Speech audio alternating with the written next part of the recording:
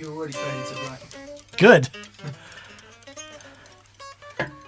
Once had a photographer tell me that light was not my friend, so that works well for me.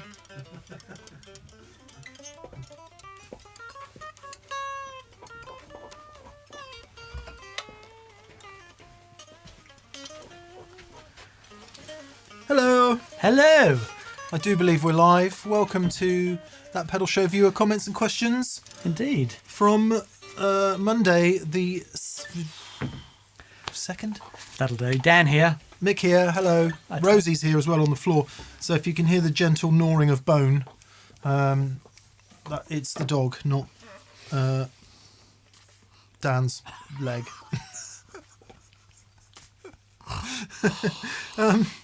Happy Bank Holiday Monday to all our UK viewers. It is a public holiday in, I don't know if it's all of the UK, but certainly in England.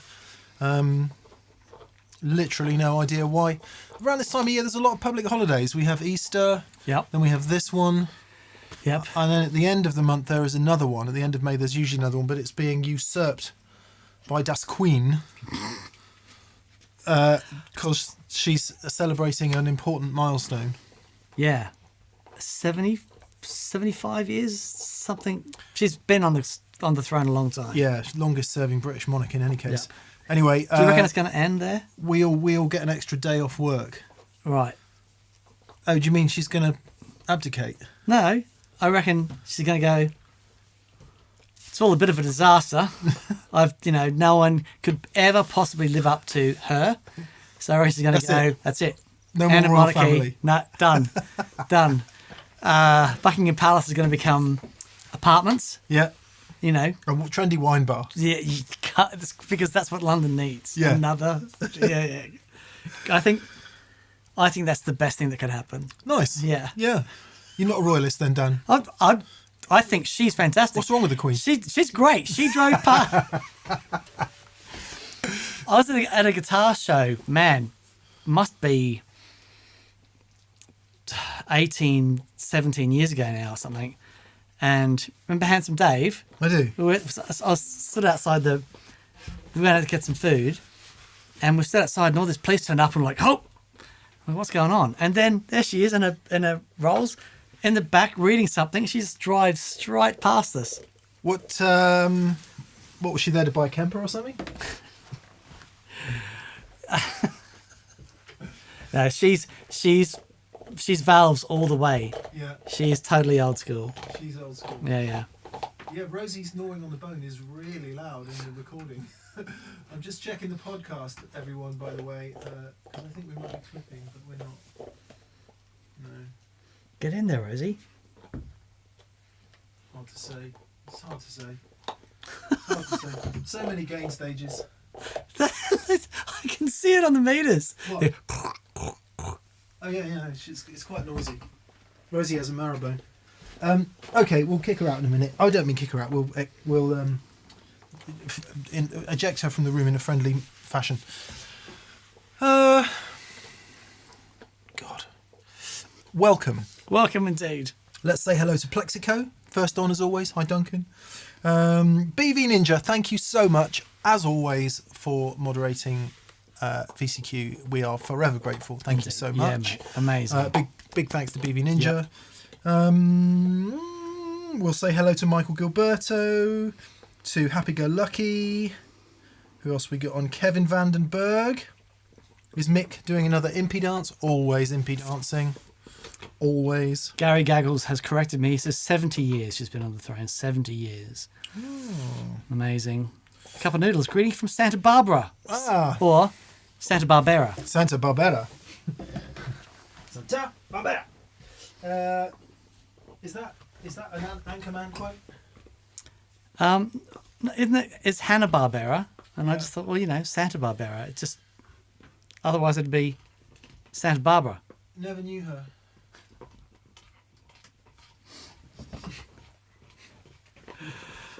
Gordon Rank is on. G'day, mate. Hello, Gordon. Hope you're awesome.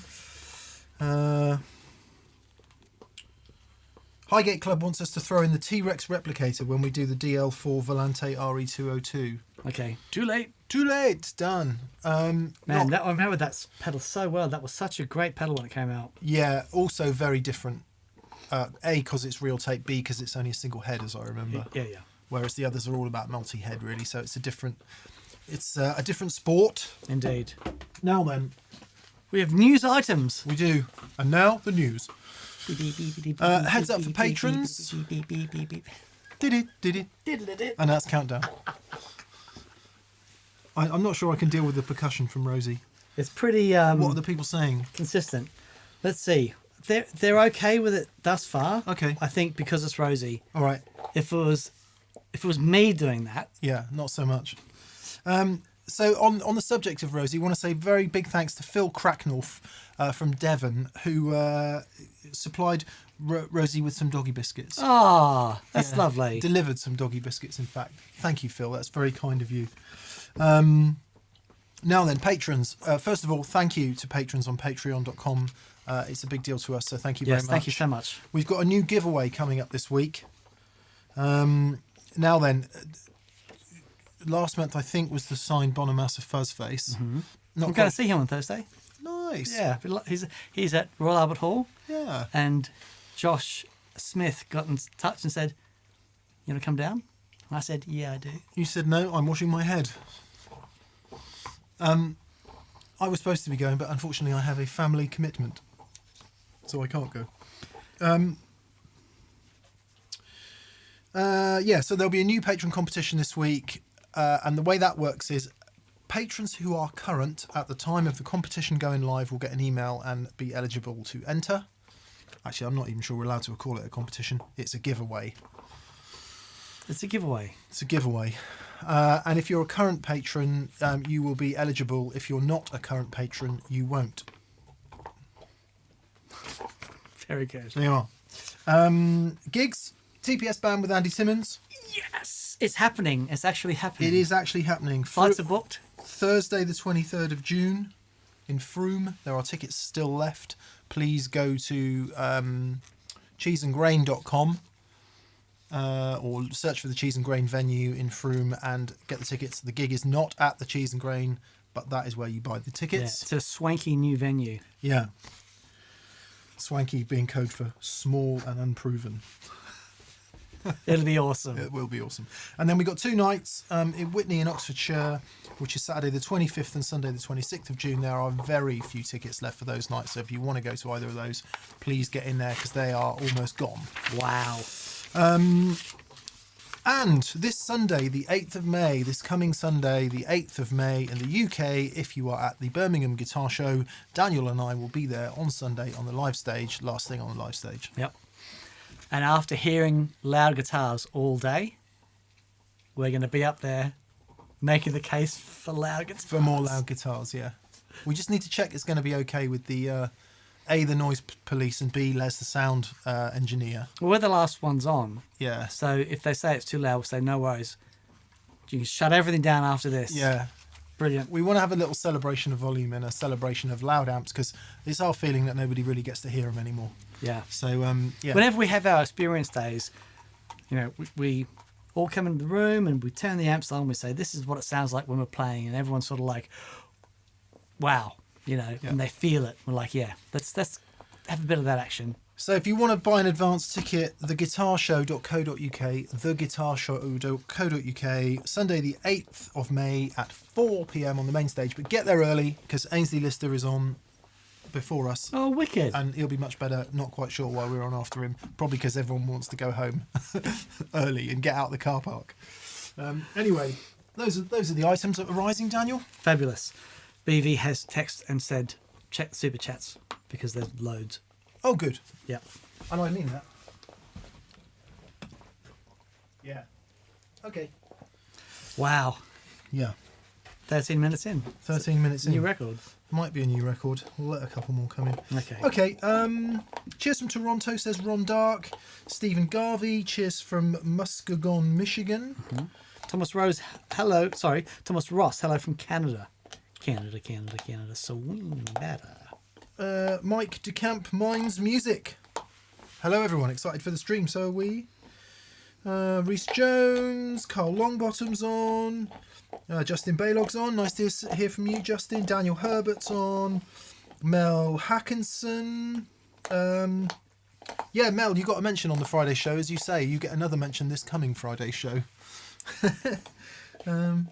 Greetings from Colorado, says Ranzer. Ran, I've often wondered where you come from, and Colorado is the place. Good. Okay, let us dive in to Das questions. Here comes Catherine. All right, Bebbers? Yeah, Rosie, she's really loud. She is loud. Bring your bone. It's doing my nuts. Good news is, come on, Rose. I've now got bone all over my hand. Nice. Come on, baby girl. So, had a barbecue at my house yesterday, and Rosie met Ziggy for the first time, and it was just adorable. Yeah, Ziggy's about a quarter of the size of Rosie, but he had high hopes. It was great. Awesome. Right. The people are probably annoyed they can't see Rosie. Here's Rosie. There she is. There you are, Rose. Come on. There she is. Here's a biscuit. There you go. Look, say hello to the people. Yeah. Say hello to the people. Okay. Off you go. Come on, then. Good girl. Thanks, Bebbers. Sorry. Thanks. Okay. Well, that was easy. Huh? That was easy. Oh, man. It's like having a toddler that never grows up. Yeah, right. She's ace, but She's she is brilliant. hard work. Yeah.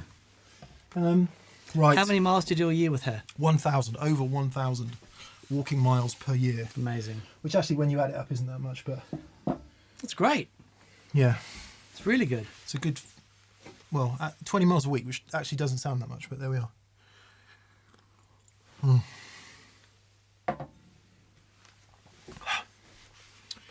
Okay, Plexico, first in. Hello, Duncan. He says, hi, D&M. Great boss delay show. Eager to hear updates on the Chase Bliss habit. You guys rock. Thank you. Chase Bliss habit, Dan? Yeah, Chase Bliss Habit is the new delay from Chase Bliss. My Yeah. pleasure. No, I've got you turned off. You should be... Okay, so... yes, the Chase Bliss Habit is a collaboration between Joel and Knobs. Knobs. And it's the most... I'm not going to say complicated, but it does take a while to figure this one out. And I'm still figuring out the mood. So I'm going to wait, I'm going to wait until I've got my head around this. But it does look fantastic. Cool. I've sort of stopped engaging with stuff like that because I'm still trying to get me note. Still trying to find the note. Maybe the reason why I engage with stuff like that is an excuse because I can't get a note. No, you just the note is adequate, isn't it? A note is absolutely. But for me, no matter, it's just I'm never going to be there. and that's anyway. okay. Michael Gilberto says, happy Monday all. Dan, thanks for responding to my rethinking question last week. I've been watching videos of Ainsley with the wet dry rig. Magnificent. Yeah, it's so good. There we are. So good. Happy go lucky with a double K. Thanks. Just a shout out of thanks for all the knowledge. I've not only improved my own playing, but have become my son's tech and roadie, which has Oh, fantastic. been a priceless bonding experience as he launches his own musical adventures. How Very nice. nice. Very nice. How I was nice. putting together a pedal board for Liv today and put it on an overdrive and she steps on it and she just starts rocking out and she's like, oh, it's so good. It's wonderful. Wastel10 or Wastel10 says, hi, Mick Toeholder and Dan Standing Tool. Instead of miking up my amp, I use my H&K Red Box. I like the reliability and consistency and the sound. Plus, nobody falls over the mic stand. Yeah. There was another one. There wasn't H&K. There's another Red Box from Palmer. A similar thing. They're really clever. Especially if you're doing a smaller gig like in a pub and all you need is a tiny little bit of reinforcement in the PA. They're great. Yeah. Yeah, okay. I am going to turn the super chats off. So if you have super chatted, we will answer you. If you have not, they shall cease. Corey Shoemaker just sneaks in with the last one. Yeah. Well played, Corey. Yeah. Schumacher, probably, is it? Schumacher. Yeah.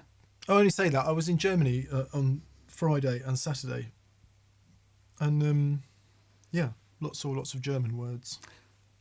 Oh, watch my stuff actually pipped him. He's just snuck in. Well done. Okay.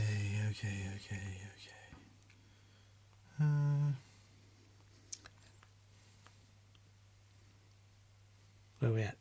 Yeah, I'm there, Dan. If you could entertain the people, that would be... Sorry. Milt Wilcox, I love that Telecaster. Hello from Detroit. Yes, I love this too, actually. I'm doing a vlog on something that I discovered about this guitar, and I've fallen completely in love with it again. You might be right about Shoemaker. It's with a K, not a CH. Yeah. Yeah. My apologies. Mm. My apologies.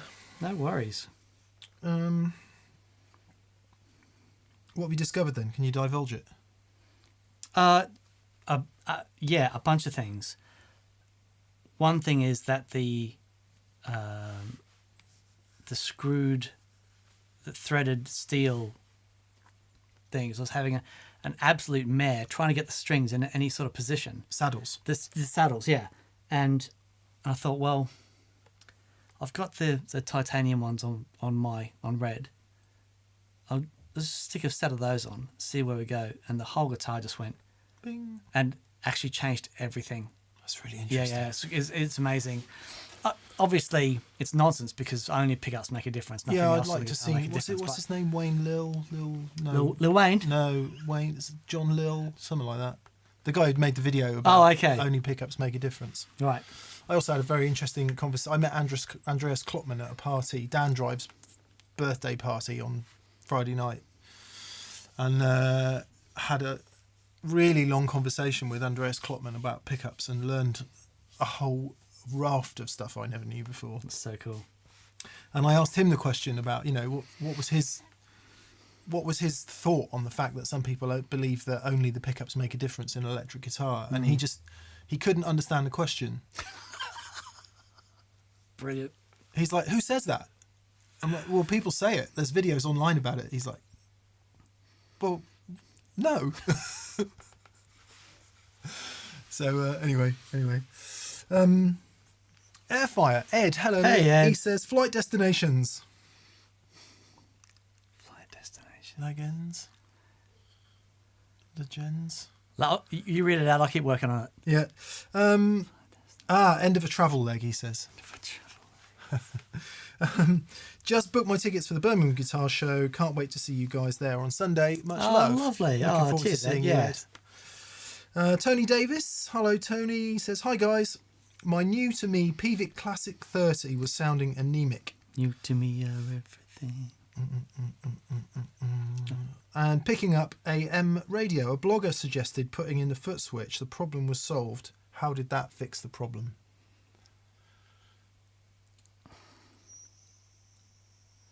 Makes a ground somewhere? Is it that? That's a really good question. So all I can think of is something is open circuit and and that open circuit is acting like an antenna, and then putting the foot switch in close the loop. Yeah, there you go. Yeah, that happened in my Boogie Lone Star, one of my Boogie Lone Stars, which is why it's off being fixed at the moment. Not the same problem, but the terminals oxidise. So it's not the same problem at all. Yeah. But the fix for the problem was plugging in the effects loop, and it's like you just never would have thought that, because it bypassed the circuit for the effects loop, hard bypassed it, and happy days. Anyway, very good, interesting. So that's what Dan thinks it is, Tony. there's an open circuit, putting the foot switch in, closes it, done.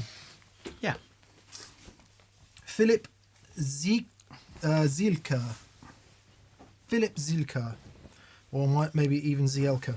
He says, first time actually catching a live show. Oh, well played. Nice shirt, Dan. You like that? It would be good if they were available in that pedal show store, wouldn't it? Imagine. Wouldn't that be brilliant if that actual t-shirt was available in that pedal show store? Or one like it, should I say. Yeah. Yeah, on this one. Do you ever rediscover gear?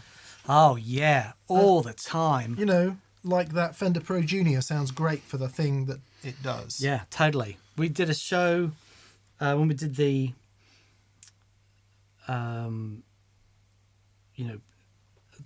this week's show, we had the chrono delay on. And I just remember turning the chrono delay on going, oh, yeah, man, that thing sounds fantastic. And every now and then we'll throw something on a board and it just, oh, yeah, I remember why this is epic. Yeah. Yeah, it happens all the time. It's actually a really good idea. What I find is, you might be, let's say you're really into delay pedals, and you replace a delay pedal in your board, and then you replace that and replace that. You might be 5 delay pedals down the line. Go back and check that first one that you replaced. You know what I mean? And see if you've actually made an improvement. Yeah, and then feel sick at the £1,300 you've spent. Reese Jones, hello Reese. He says, the guitarists in my band take it in turns to play bass. Is there a way to take over each other's guitar amp for a fuller sound when bass playing? There totally is. As a matter of fact, we did something similar on Rabia's first rig that I did for him, because he was playing in a band with Rob Chapman, and every now and then Rob Chapman would sing, and Rabia would kick on a patch, and his would then split into Rob's amp as well. Rob's amp. Ah. So there are ways to do it.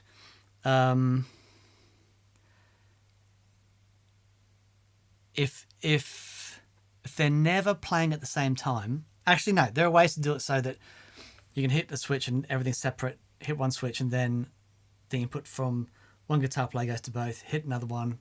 There are ways to do it. It's just a few clever things with some maybe foot switches. Yeah. Off the top of my head, I don't think there's anything commercially available for that job, because it's quite a unique thing to do. But there are ways that you can route it to do that. You just need to be careful of things like earth loops and that stuff. The way I would do it is I would have a humdinger on my board. So on your pedal board, have a separate humdinger. And that means you could, depending on where you put the humdinger, will determine what goes to the second amp. But let's say you've got it at the end, so everything that comes off the end of your board goes to your amp. Then all your guitar player needs to do is give you their cable, and you plug that into the humdinger. Yeah. Yeah. And that's great. So then you get an isolated, in phase, as long as you've checked it. Totally.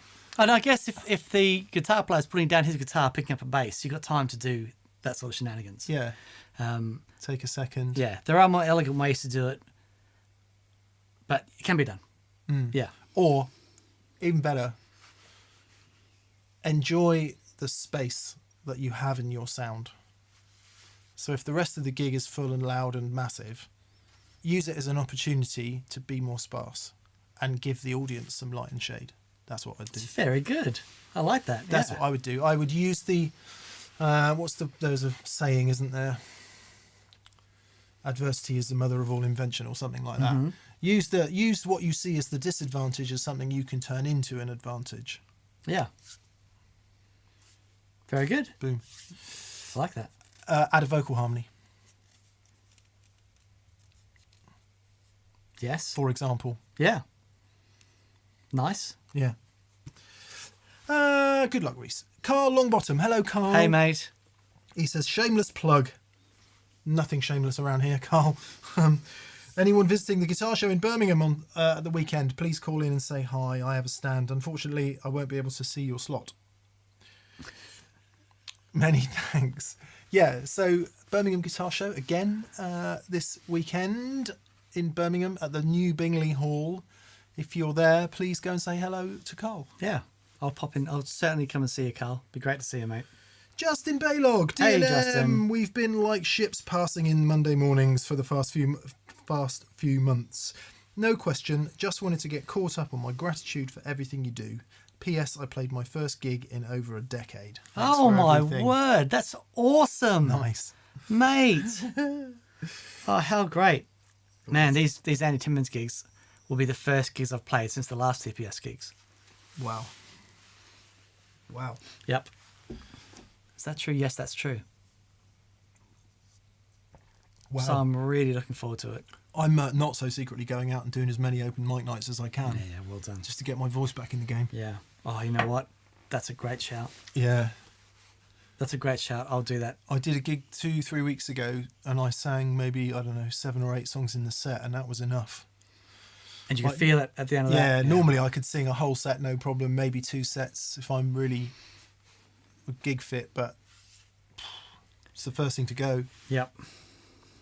Ranzer, hi, D and M and B.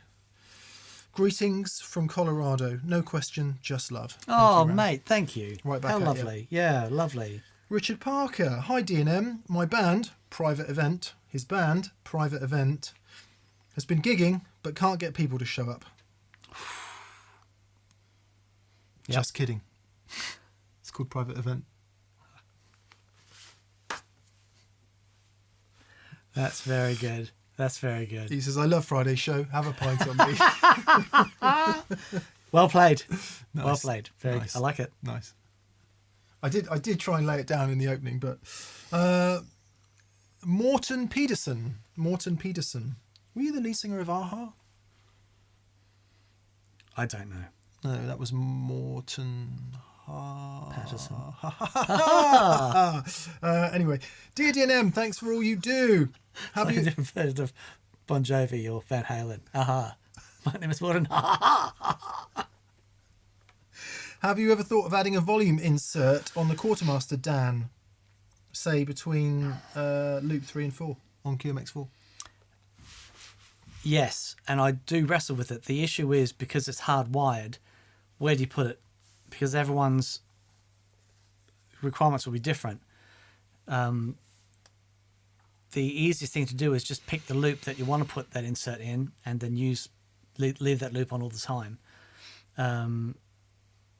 Yeah, I do think about it often, but it always comes back to I would have to put an insert loop between every single loop, and I don't like that. I'd much rather just, okay, if you want to put an insert loop somewhere, just choose a loop and have it on. Yeah, I don't want all those sort of dry connections added on top, you know. Yes, I suppose there are lots of things like that which differentiate QMX from G3. Yeah, And exactly. there's probably a whole bunch of things that are in G3 that would be useful additions to QMX. But in order to do that, it's like Yeah, exactly. Yeah. It is tricky that when you're designing something and you're looking at, okay, what features do I put in it? You know, I'm an excitable person, and I get these ideas and I don't sleep for days and days, right? When I'm designing something new, I don't sleep. I get really fizzy about it. And I'll sit down with our engineers, and I'm like, okay, I'll draw it all out. That's what we want to do. And there always comes a point that says, well, we can have everything, but the unit's going to be this big and this complicated, and what is it that you're trying to do with it? You know, and I've got to bring it back to, okay, what is it? What is the question that this is answering? You know, what is the problem this is solving? Because when things get overly complicated, is the first thing for me that sort of zaps sort of inspiration and, you know, Yeah. creativity and that sort of stuff. And it's like, Yeah, Quartermaster's only ever designed to be super, super simple. Yeah. So then do you add a tuner out? All that stuff. Do you add a 9-volt power supply for some stuff? I think what you then end up with is a kind of consumer level do it all bit of gear. And if that's not what you're about, No. it doesn't feel like what you're about. No. Volume pedal loop insert is interesting. I'd be interested to know what percentage of players use volume pedals, because my assumption that it's going to be pretty low. Yeah. Maybe it's not. Maybe that's a maybe that's a. And there are things that you can do. preconception. Like if you've got, for example, if I only ever use a volume pedal with an overdrive that I use a lot, right? So I've got my King of Tone on, and that's on 90% of the time, and that's most of the time I use the volume pedal. I can stick the volume pedal in the same loop as the King of Tone. Yeah, right. You know, there are little workarounds like that you can do. Yeah. Yeah, but it's a really great question. I don't know if anyone would be interested in this. I'm designing a few things at the moment, and I don't know if anyone would be interested in a walkthrough of how things get designed from the very first moment of Are you kidding? inspiration. People would be amazed by that. Yeah. The bit where they turn off is the bit where you, where the reality steps in Right. and you cost it out. I think you'd be astounded how that plays out. Yeah. It's, It's like, nah, we just can't do that because then it'll be $4,000. yeah. Anyway, Thomas Cook. Hey, Thomas Thomas. Cook, now known as Tui, I believe, aren't they? Was that them? Thomas Cook, the travel agent. yeah, right. Yeah. This is Cook with an E. Yeah, okay. Anyway, he says, I love my Gretsch. Same as Mix, but orange, but it's painfully trebly in the upper range, even if I dial back on pedals and amps. What might the issue be? Would a pickup swap help, or my other guitars through the same rig are okay? That's interesting, Thomas, because mine definitely wasn't trebly. No. Mine was pretty dull sounding, which is why I changed the pickups. So And acoustically, the guitar was great. yeah, You know, you'd often pick it up and just play it acoustically, and it was like, so it's great. the first question is, are all your controls functioning properly?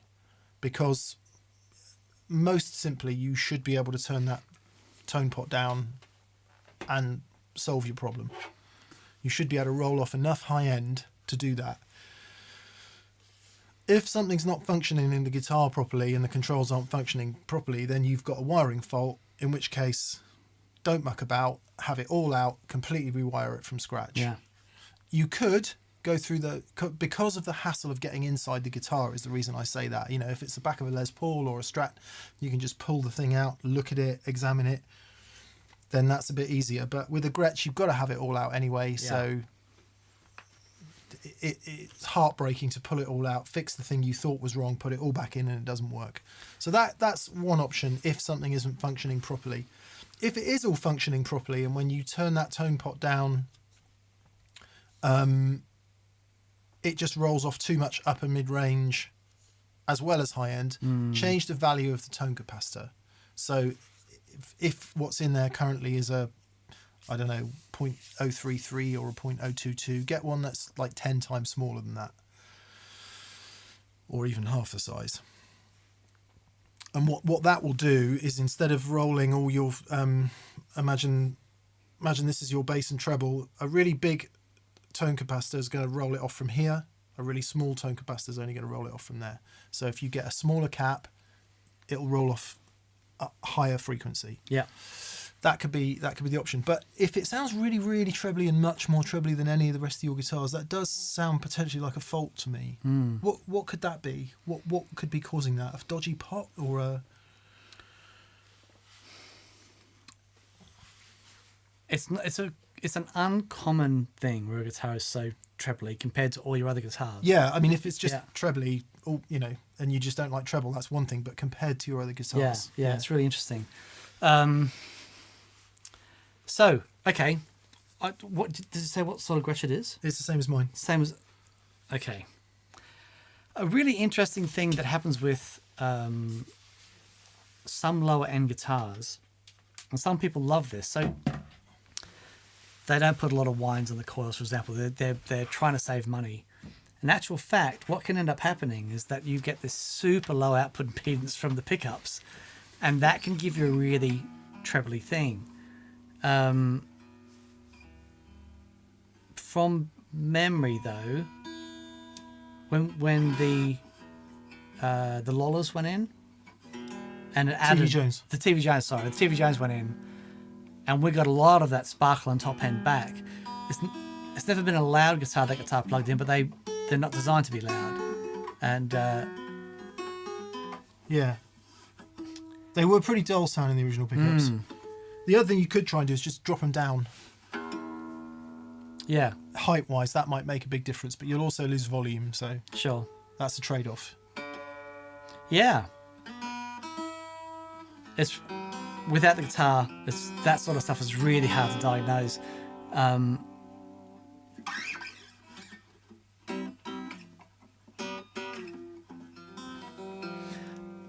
If you can get your hands on another one, and A/B them, because it might just be that it sounds really trebly with your rig without knowing what's in your rig.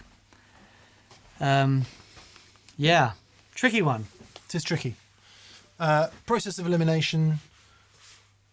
Determine whether there is a fault with the guitar, so everything functions correctly or not. If it's not, gut it, rewire it. If it is functioning correctly, try a smaller capacitor on the tone pot. Stanislav Migra says too big a potentiometer. That's a really great suggestion. From memory, those guitars, they don't come standard with a one meg pot. That unless they were having some sort of lack of 500s in pots. mine, I think. Yeah. So if there was a 1 meg pot in there, it might, but it's still. Whenever I've done the 1 meg pot thing, I've always been disappointed with it. And it's never added the treble I'm trying to add back in with a 1 meg pot. It's never been the 1 meg pot that's been the problem. Yeah. Okay. Ryan Smith. Hey guys, I currently have a Big Trees. Nice. Audio kitchen Big Trees with a 2x12 Victory cab for home use. Thinking of buying a matchless SC Mini to run in a wet dry rig. Big Trees and matchless. Big Trees wet, matchless dry. What are your thoughts? I would, but I'd do it the other way around. Big Trees dry, matchless wet. Big Trees is only, unless you're using it as a preamp going into a separate power amp, the Big Trees is only 1 watt, I think. It's a loud watt, but it's a Steve 1 watt. Yeah. But more headroom in the matchless. More headroom in the matchless. So I mean, try it either way. But I think it's a great idea. The Big Tree sounds flippin' great. I think it'd be awesome with have that as the dry, matches as the wet. Yeah, I've never heard it. Never heard it. Which one? SC Mini. Right. Yeah. Never heard it. It'd be awesome, obviously, if it's matches. Yeah. Mel Hackinson. Mel, we've got a super chat from you, but no question. I'll just check that a question hasn't come through. Thomas Cook again. He says, I'm a PhD student writing my dissertation on Zappa. Come on! I hear you both mention him occasionally. What are your favourite Zappa songs, albums, solos, tones, etc.? Thanks for all you do. Joe's Garage, I don't know how you pronounce it, is wonderful. We used to do a Zappa tune in Tin Spirits called Orange County Lumber Truck, and that's my favourite tune only because I've got such awesome memories of playing that tune. Hot Rats. Peaches and Regalia. Yeah, just so good. So good. Yeah, I'm definitely a Fairweather Zappa fan. But I was really impressed with your Zappa stuff, your Zappa knowledge. Yeah, not really. I mean, certainly all those millions of other albums he did and a lot of his classical music and stuff. Yeah. He did like 80 albums. Yeah. I just so I'm with Dan. Joe's Garage, Hot Rats, Shake Your Booty. There's a compilation that came out about 20 years ago, I guess, 15 years ago. All his most offensive stuff. Brilliant. So it's got like Bobby Brown on it and other song titles. Even the titles themselves are unmentionable. Right. And I think that's probably my favourite Zappa listening. Because it's so, in the context of where we are today with everything the way it is, it is unbelievable that music ever got recorded. Totally. When I met Dale Kasher, you sent me to interview Dale Kasher. Yeah. And he told me a story of in the 60s, a record company says, we're working with this young guy. Can we send him over and you can... So Frank Zappa turns up to his house in his homemade studio and they start doing some stuff. He said Zappa was absolutely amazing. Wow. He said he could tell that he was this absolute force of nature as an artist, but he really knew his stuff. Yeah. He's a proper genius. Yeah. Good luck with that, Thomas. I don't know where you even start with a PhD on Zappa. I mean, it's more complex than the growth of acetic arsenic on gallium tungsten cyanide. I'd love to know who's going to mark it. Yeah. Who's the guy that says, well, you got this right, but I would love to delve a little bit deeper into the... Yeah, that's not really how PhDs work. PhDs are about new research into areas. So right, okay. Yeah. Well, I hope you get to talk to Dweezil throughout some of that, because his knowledge of his father's music is pretty spectacular. Yeah. Anyway, Pat Trudeau. Hello, Pat. Hello, Legends. I have an original 98 American Standard Stratocaster and an American original 60s. Do you think I'd benefit from swapping out the looms for an Emerson custom kit? Cheers. Depends. It depends what you want from it. I would say probably not in the American original, because the stuff they put in there is pretty decent. Yeah.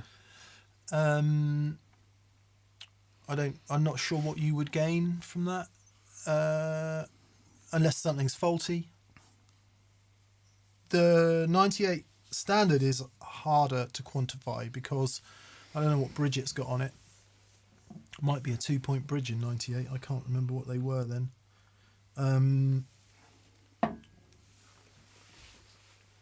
Quite a thick finish. Usually significant number of pieces of wood in the body spread. They're a different kind of guitar, and to stick a vintage type loom into a more modern guitar, I don't know if you want to make it more vintagey, and that's what you want to do, and you put some more vintagey sounding pickups in there. Maybe that could be a good way to go. It depends what the end goal is. You're never going to turn a 98 Standard into a vintagey sounding Strat. It's just not the same thing. Yeah. It's not. Yeah. Well, you could certainly take a step in that direction, but your American original is probably going to get a bit closer to it, I would have thought. And that's the big thing, isn't it? It's what question are you asking? Yeah. Where is the perceived deficiency? And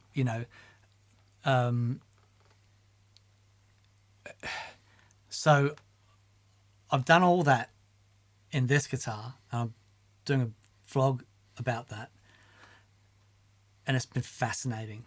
So, for example, you remember it's like whenever I change this, it cut out half the time, and I was just married to this idea that but it's all original and stuff, and it's like, actually, if it's not working, So I had a problem that I had to solve, and I got a Monty's loom done for it, and it's like, oh, okay, all the stuff has come back. However, I'm definitely of that mindset of, it might sound better, it might not, but if it's not broken and it still sounds great, quantifying what you're trying to achieve by doing it. And it might just be you need something more reliable. It might be that you can, you might feel, like, for example, I had a really interesting text chat with Gordon Rankin about scratchy pots, and they're almost impossible to salvage. The spray stuff might work for a bit, but natural fact, if you've worn through the resist on the thing, it's like you've got to change it. There's no other way around, really. It's like, oh, okay. You know, you can get them redone, the original ones, but if you've got if there's a physical, mechanical problem with it, that's one thing. Yeah. I think also on, and again, apologies for my ignorance here, but on some of those 90s American guitars, they put in like the block type switches, not like a vintage blade one with the spring on it and all of that. Now the encapsulated green plastic ones. I couldn't say that they sound any worse, better, or otherwise than the vintagey spring one. Only that the only ones I've ever used are the vintagey spring ones because they're really easy to work with. Yeah.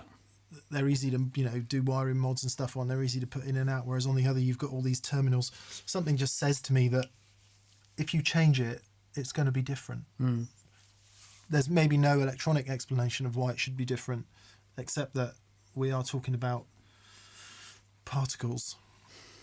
Let's talk about particles. Passing through things. Yeah. So if it is physically different, it is different. Totally. Anyway, depends what the end game is. Yep.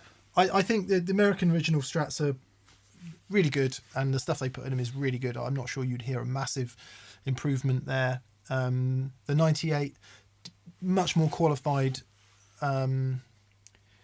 consideration. Depends what you want to achieve. If you want to make it more vintagey, do it. Yep. Great. Best of luck. RB. Hello, RB. He says, I found your show during the pandemic and started focusing on my playing while in lockdown. Thanks for all your knowledge and great chops from the shore of Lake Champlain in northern Vermont, USA. Oh, lovely. Or Champlain. Wonderful. Isn't that where everyone goes to holiday? I'm going to Vermont. Don't know. My wife lived in Vermont for a little while. Really? Yeah. Lovely. Nice. Bill Barfoot. Hey, Bill. Hello, lower limb termination points. I've recently discovered the magic of wet dry.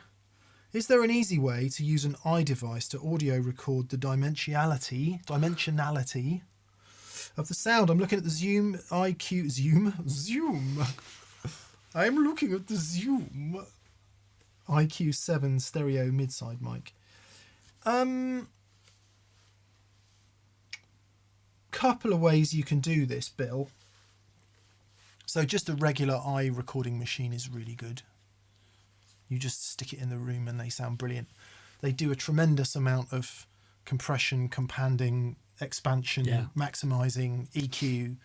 They do all the really clever stuff, so it sounds really big and impressive, and doesn't really sound much like the thing at the end of the day. But what the iMic does do, in a standard modern iPhone, it approximates the sound of what it's like in the room, and they do a pretty decent job. It's very clever. They're rubbish at dynamics. They can't deal with dynamics because they're always compressing, expanding, and limiting in order to make the level similar. As you say, there are a bunch of things that you can plug into your iDevice, such as the IQ7 stereo mid-side mic. I believe Shure have done something similar in the whatever it was we had. Yeah. The stereo XY mic. Yeah. And there are a whole raft of audio interfaces that you can use on iOS. So you could plug in, I don't know, like a IK multimedia thingy and then plug some mics into that. So there's a number of ways you could do it. Interestingly enough, the way we recorded TPS for the first 2 or 3 years was with a Zoom H6 recorder. I don't have it to hand, I don't think, but what the Zoom H6 does is maybe I don't have it to hand. Is it there? I don't know. Google it. Zoom H6, they still make it. It's got 4 XLR inputs, so you can record 4 channels of audio. And on the top, it comes with a stereo XY mic. So what we would do is mic the 2 amps up using 2 of the regular XLR inputs. And we would place the H6 about 6 or 8 feet away from the amps, facing the other way. So the XY mics point up to the corners of the rooms. mix in that stereo signal with the 2 mono off the amp, and you get a surprisingly spacey sound. You just need to think a little bit about phase, although it's almost never a problem when you're dealing with an XY like that, because the phase is all over the place anyway. Yeah. And that's a really good way to do it. I mean, it does mean a separate device, but what I like about that particularly is it then spits those audio files out individually as up to 96k audio. Not that I don't think you really need that, but certainly for 44.1 and 48k for standard use in modern audio processing, so that you can then drag it into something like iTunes or Logic or Cubase or Reaper or whatever it is you use, and then that's where you get the control, because you can choose how much of that stereo image you want to add to your mono. So it's a bit of extra cash, and it's not only the H6 that can do that. There's plenty of handheld recorders that have also got a XY mic on the end that are probably less expensive. Because what you're doing when you're asking something like an iDevice to do it for you is you're saying, make all these decisions for me. And if you like that, that's great. No sweat. You can get some pretty decent results. If you do it manually in a device that's going to spit you out separate audio files, then you've got control. Now, it is also the case that I rather suspect with some of this stuff that you could use a third-party app. So it wouldn't surprise me if Zoom have the third-party app to run on the iPhone. I know Rode do. Right.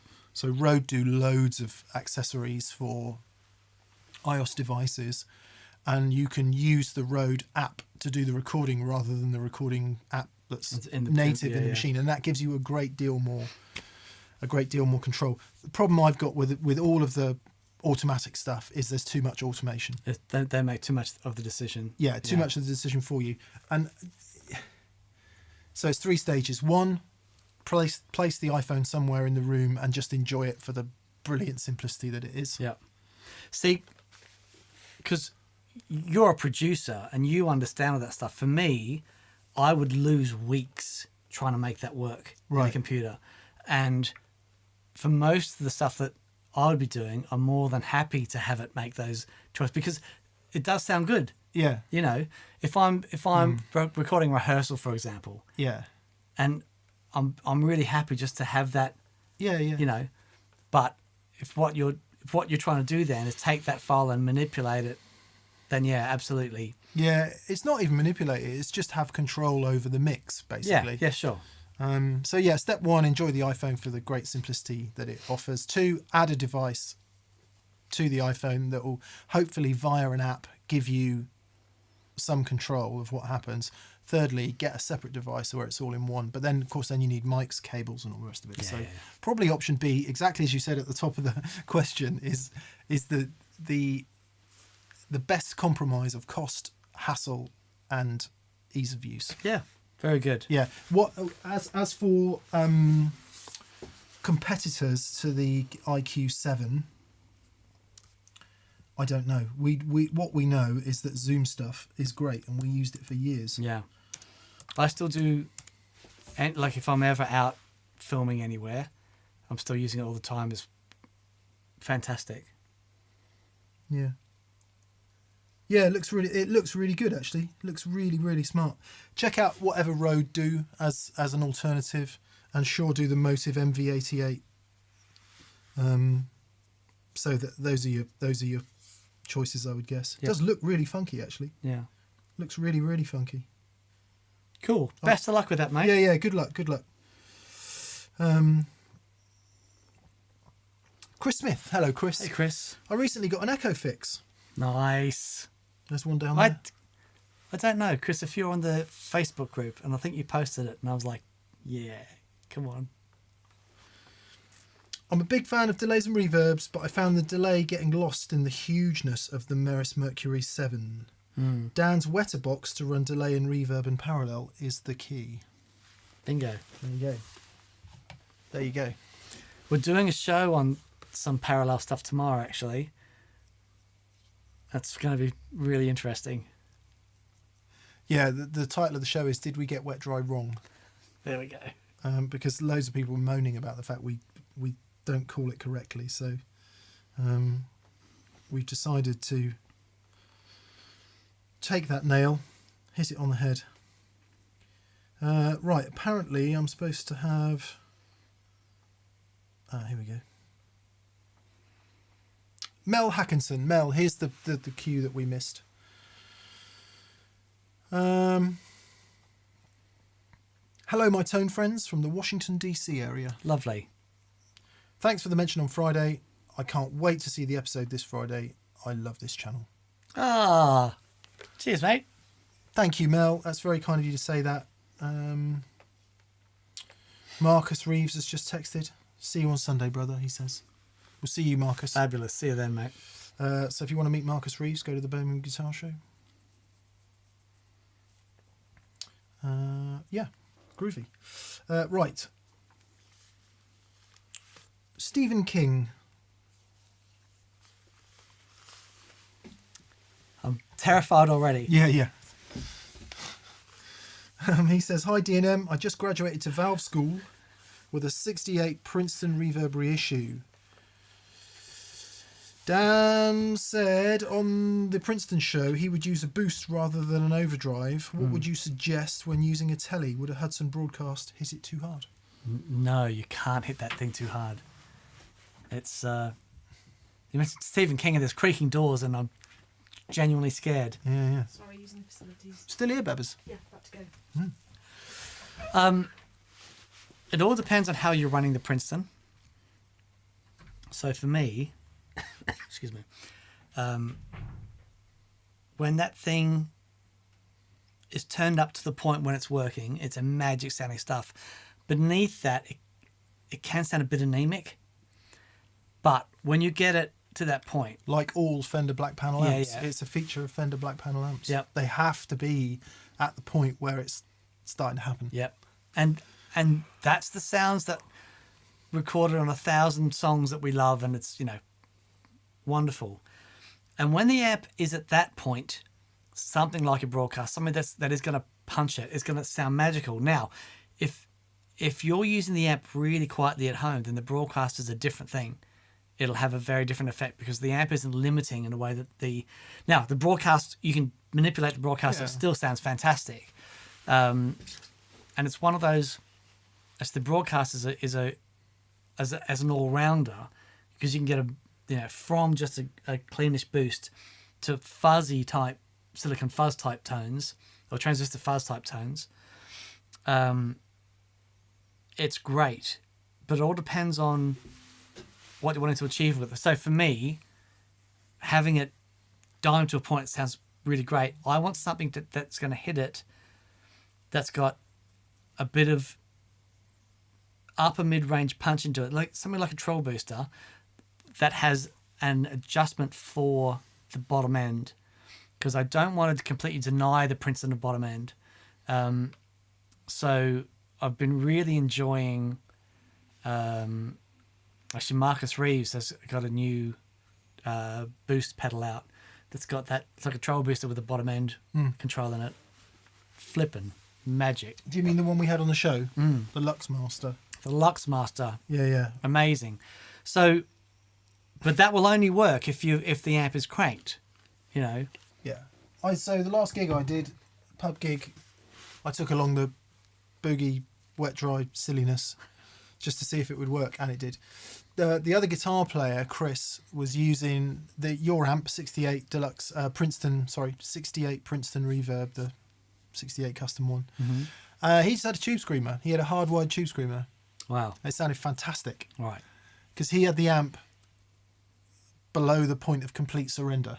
Okay. And I think what happens with Fender Black Panel amps is they all work with tube screamers when they're not absolutely hammering. But as you start to turn them up, something really beautiful happens in the mid-range. Whether it's a Princeton, a Deluxe, a Twin, or a Super. To think about the ones you see most of the time. Obviously at different volumes because they're different powers, they all do a similar thing when you get to that point. Yeah. The mid-range gets more barky, it gets more aggressive, it gets more almost like you've got a tube screamer on there, in fact. So below that, tube screamer can work well. After that, totally agree with Dan. something that's not too, well, yeah, what he said. Yeah. But yeah, good luck. Try a bunch of stuff. Good luck. Yep. Albus Band, Aaron Hey, says, we did massive. We saturated. We oversaturated. Good day, Legends. Loved Friday's video. And as always from Aaron, an exceptionally good question, Daniel. If you could spontaneously turn back and forth from your human self to an animal, what animal would it be? I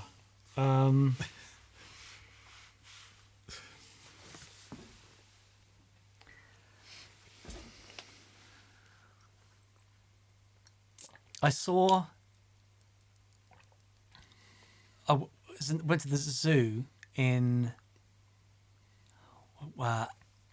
went to Jersey. Went to the Jersey Zoo, right? It was amazing. And they had there's gorillas and stuff there, and but there was this particular monkey they had there, and I was watching this monkey for about 20 minutes, and they all looked like they were having the time of their lives, and I want to be that monkey. Monkey, okay.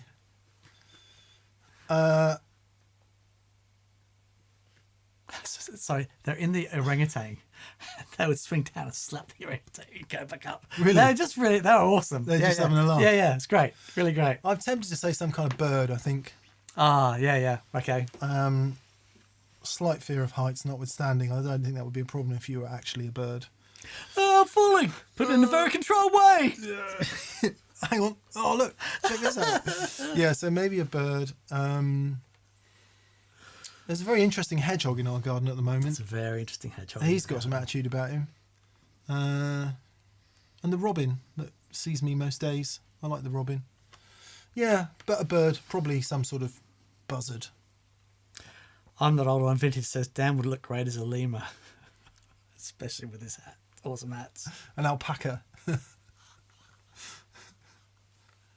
Great. Yeah, nice. KJ Photo. Got an open mic with a friend tonight. One acoustic, two voices. First time playing out in a very long time. I got the itch again because of you, gents. Cheers from the Big Apple. Oh, lovely. Wonderful. I mean, what's the only thing better than that is two guitars and two voices. But a little bit of vocal harmony, guitar. What a wonderful thing. Amazing. What a flipping lovely thing. Have a great gig. Yeah, mate. Hope you really have a good night.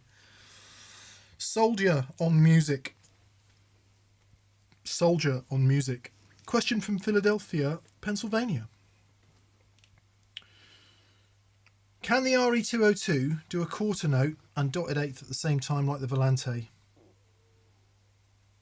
You guys are feet and hips. I don't know. I don't know if the spacing of the head. So basically, the fourth head is the quarter note. That's really interesting. I know. I don't think so, because the 201 doesn't do that. You can't. The 201 is what it is. It's not about. I mean, it's a multi-head delay, but it's not about.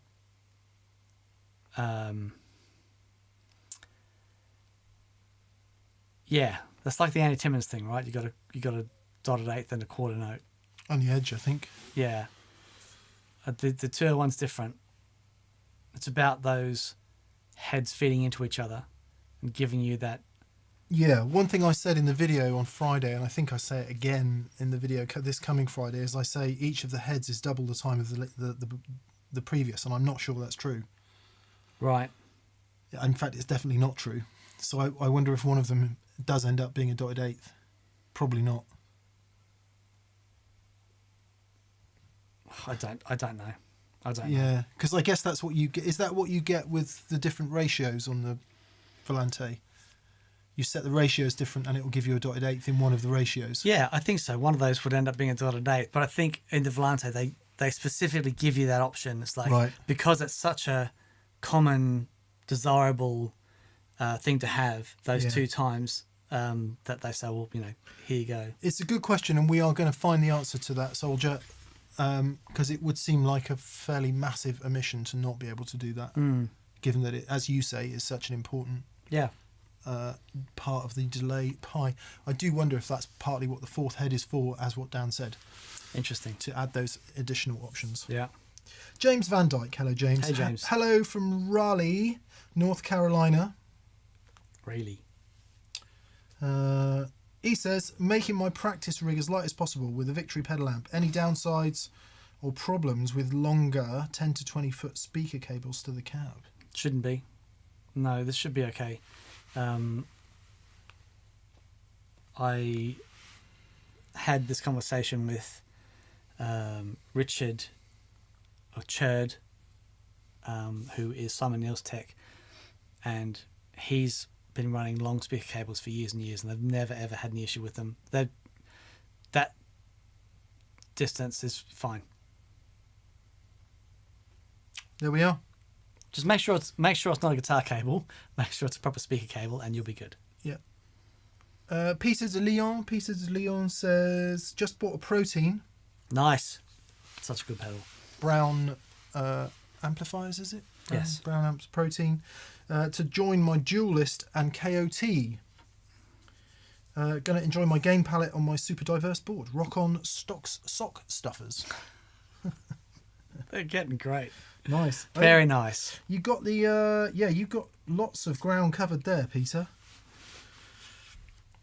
At least once in the future, try all the gain stages really with like minute amount of gain. Just try that. G Barge, hello G. Hey G. Update. The RIC 12 is amazing for demanding a softer right hand. It's a great practice tool. Wow. I'm seeing Tom Bukovac in Napa this Thursday and McCartney in Oakland on Friday. Life is alive again. Thanks for being there for all of us. How lovely. That's really cool. Okay, so you got a Ricky 12, and because, am I right in saying, which way round do the strings go? Is it the thin string first? I don't know. I don't think so. I think the thin string goes closest to the high E string side. Does it? I could be completely wrong. Man, been playing in a band with a Ricky 12 string for 10 years and I don't know that question. That's embarrassing. I need a 12 string. Yeah. We're going to do Doyle Bramall's version of Hear My Train and Come In, the Jimi Hendrix song, at the TPS gigs, and the main refrain is on a 12 string, so I need to get one from somewhere. I received this, and he's got this old Burns 12 string that he said that you can use. Oh, that's really cool. Yeah, with the trisonic pickups in it. Oh, that's really cool, Howard. Thank you. That's really cool. If you genuinely don't mind, I'll totally take you up on that. I was going to start perusing Reverb. Really? Yeah. I think I want to get. What was the one that we had here for a while? The Dan Electro one. Yeah. I was thinking of a Dano. I think because we need to get one anyway. Yeah, we do. Yeah. Well, there you go. Decision made, Dan.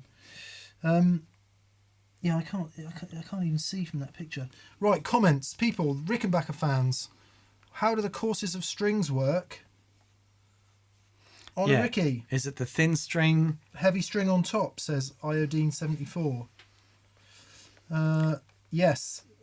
Mikael Johansson says RIC 12s have the lower octave on top, unlike most other electric 12s. So most of them have the thin string first, which is why I thought. Okay. Yeah. That's interesting. Wow. Yeah. Yeah. Thank you, everyone. Thank you, Robert. Thank you, Mikael. Thank you, Simon Park. Iodine 74. Yeah. Thanks, guys. Thanks for that. Dinsdale the Hedgehog says John W777. That's all that is very good. My wife calls it a hedge pig. A hedge pig? Which it hedgehog. Must be. I don't know if that's like a retranslation of a foreign term for a hedgehog, maybe, or whether it was a. Oh, it's a hog. I know, but I don't know if it is actually used somewhere. Bush pig.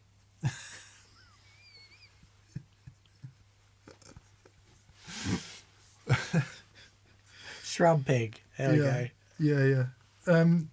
Nice to hear from you, G. Hope you're doing well. Paul Matulovic is on. Hello, Paul. Hey, Paul. I got a little sauced last night and snatched up one of those player edition Gretches. Oh man, never go shopping when you're half cut.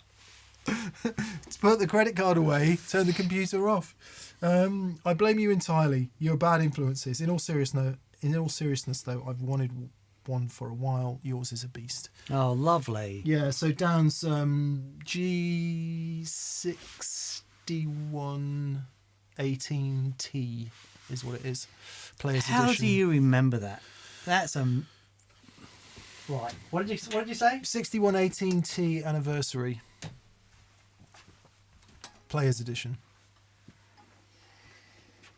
On the label inside, probably. G6118T-LIV. LIV will be the colour. Okay. How do you remember that? I can never remember this guitar. I worked on guitar magazines for 20 years, Yeah. so you had to remember things like that. Otherwise, there'd be a whole other subbing stage, and someone. How would get you have sacked me from Guitarist magazine? kicked down the corridor? You wouldn't have. Get me down the corridor. You wouldn't. Get out! You wouldn't have lasted the probation. Oh boy, oh boy. To be fair, that's the difference between freelancers and staff on guitar magazines. All the people who really know things about guitars, you want them not on the magazine. You want them freelancing and being out in the world and enjoying the guitar. And you want all the people who don't really know anything about guitars being on the magazine, being really good at spelling and stuff. Okay. Yeah. And those two things together mean that the magazine goes out the door with relatively correct content in it. Right. Yeah. Even though we spent 20 years getting it wrong. The Great Dell says, what's the most special guitar or amp you've ever played? Mine was Dwayne Allman's 57 Gold Top, the Layla guitar, into Derek Truck's Super, set to Happy. The Great Dell, congratulations. Is Dell our friend who works for the London Symphony Orchestra? I think it might be. Yeah. I think it might be. But that, Dwayne Allman's 57 Gold Top into Derek Trucks' Super, I mean... You break into... I'm not sure I'm not sure that is toppable. Just visions of him running across an Allman Brothers stage with security chasing him. He just hits the strings on Derek's as he's got the guitar as he runs past.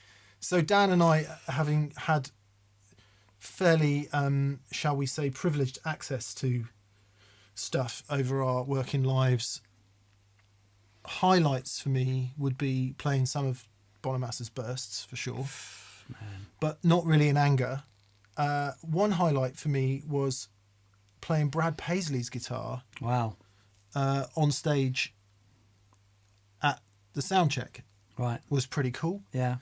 That would be one of mine, the same as that. I was on stage with Noel Gallagher at soundcheck. He's like, and he just kept handing me these guitars. That was pretty cool. And Cool. Into his rig, which was dimed. Yeah. And it was like, yeah, try this one out. And it was like, oh yeah. Yeah. Yeah, it's great. The Jimmy V, I've held that. Really? But it's Hard Rock Cafe, isn't it? Even if it is actually genuine. Okay, right. But again, not plugged in. One of Kurt Cobain's guitars. I think it was a Jaguar maybe. But again, not plugged in. The Great Dell says, yes, Dell is the LSO guy. I did a one-off backline job for the Tedeschi Trucks band. Oh, mate. That's too cool. How amazing. Thomas Gellner. Hello, Thomas. I'm thinking about an AC15 or 30 or a Voxy kind of amp. Old Vox, new Vox, matchless, Morgan, maintenance, loudness, reliability, new, old. What do you think? Thanks for great content. We did a show specifically on that. The thing is, they're all great. If that's the sound you're after, they're all great. Even the new AC15s.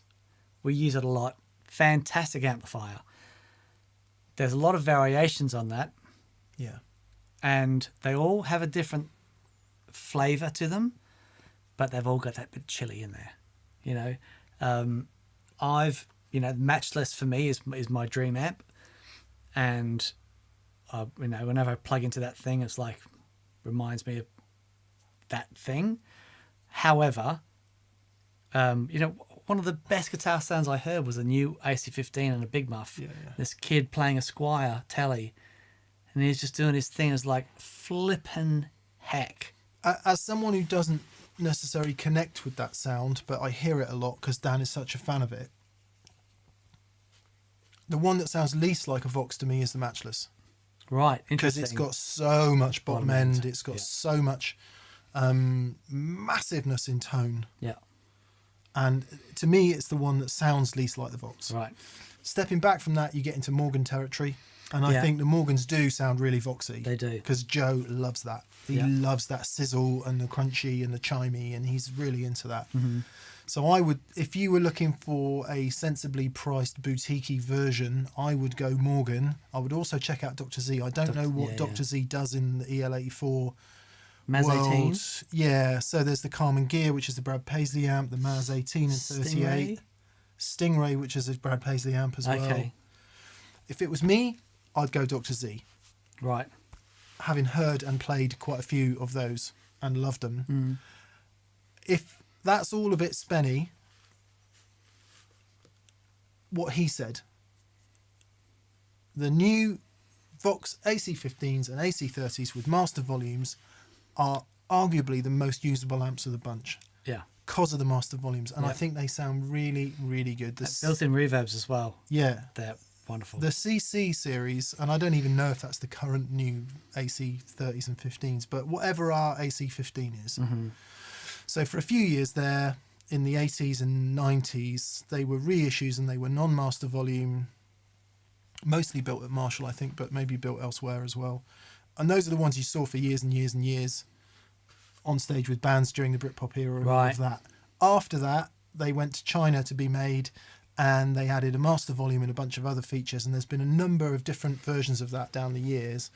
The CC one, which was the sort of, or C, custom it stands for, which was the standard walk into a shop and buy it new Vox AC-15 and 30, were flipping great. Yeah. Really, really great sounding things. So value for money, sounds definitely like a Vox, has a master volume so you can use it at sensible, so you can, crank the front end a bit and get it overdriving. Reverb and tremolo. Yeah. I think for the money, Hard to go past. actually impossible to beat. Yeah. Not just hard to beat, impossible to beat. Yeah. But if you play loud, if you want the sort of purity of hand wiring and all of that, Dr. Z would be my next stop personally. Yeah. Very good. And then if you've got all the money and you want the kind of 3D massiveness with a Vloxy flavour, nothing touches the Matchless. No, it really doesn't. Does it? No, nothing. It's depressingly good. It is. It is. But I'll come back to the top and say it's the least Voxy for me Yeah. personally. Right. Yeah. Yeah.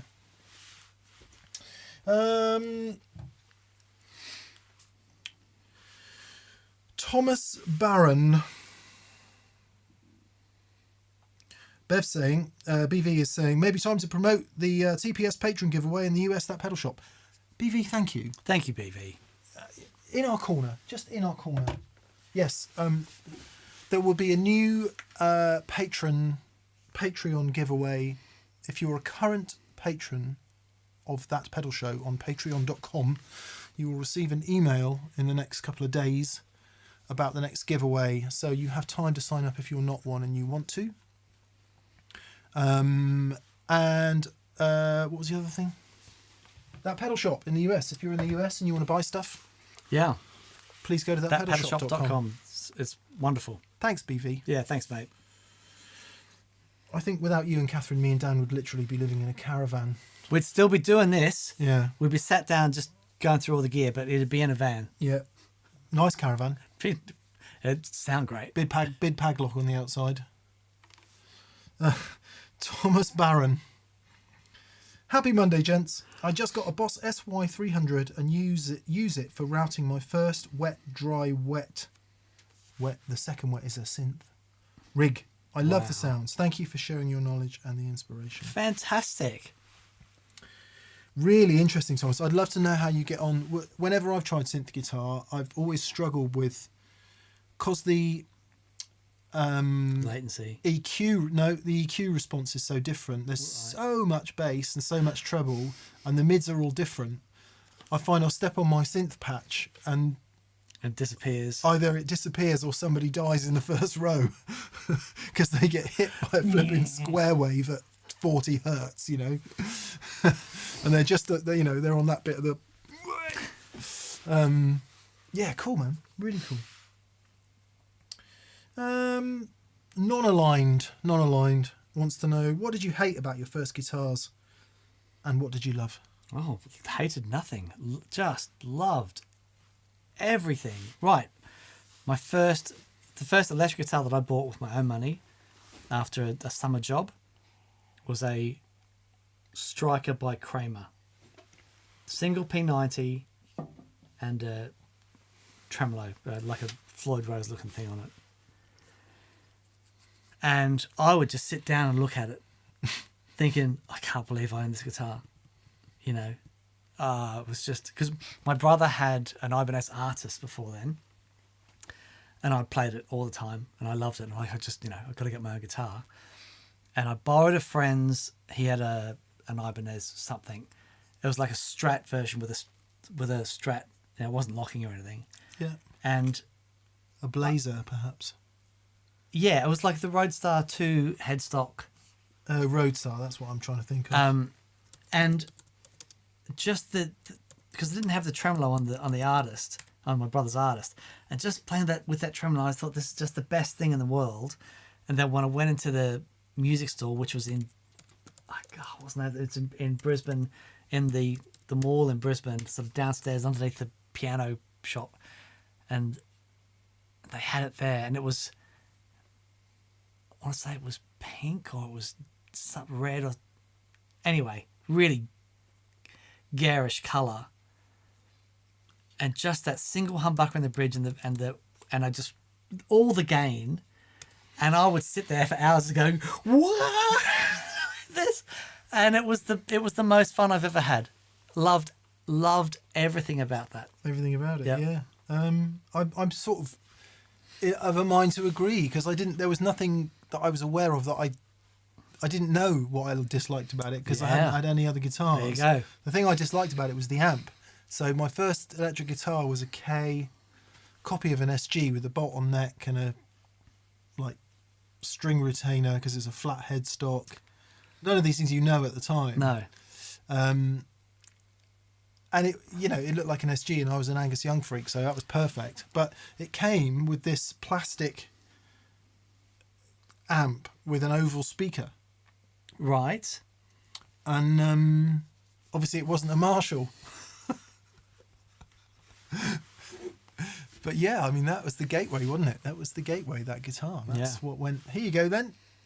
I think we've had this conversation before, but when I was 10, Mum bought me an SG copy, and that was my first ever electric guitar. Not the first one I bought, but Yeah. it sort of turned up and down like, way! And it was a Carlsbad amp that she, like a little silver solid state thing. Yeah. And I remember thinking, oh, it looks too new. It just looks too shiny. So I took a screwdriver, because all the amps I'd seen on TV with this old ratty thing. So I took a screwdriver, just started punching holes through the grill cloth. Nice. What an That's idiot. what you want to do. What an absolute moron. I actually think the first guitar I bought with my own money was an Ibanez RG550. Oh, wow. Because my dad had bought the guitars before that. You know, Right. I got a Strat copy when I was 12 maybe. It was a big headstock Sunburst Satellite branded Strat. Mm. And the thing I didn't like about that was that it was Sunburst and not pewter like Clapton's. How old were you when you got to Clapton? Well, I must have been 12 or 13. Is that because your dad was into Clapton?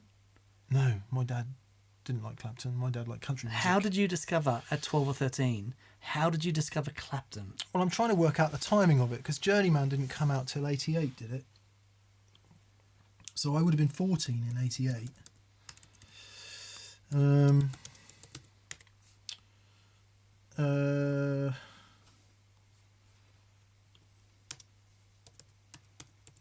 So I must have been, it was probably my mate Steve and Paul then, because they were 2 years older than me, and Paul had a video recorder and we used to watch Clapton's gigs at the Albert Hall.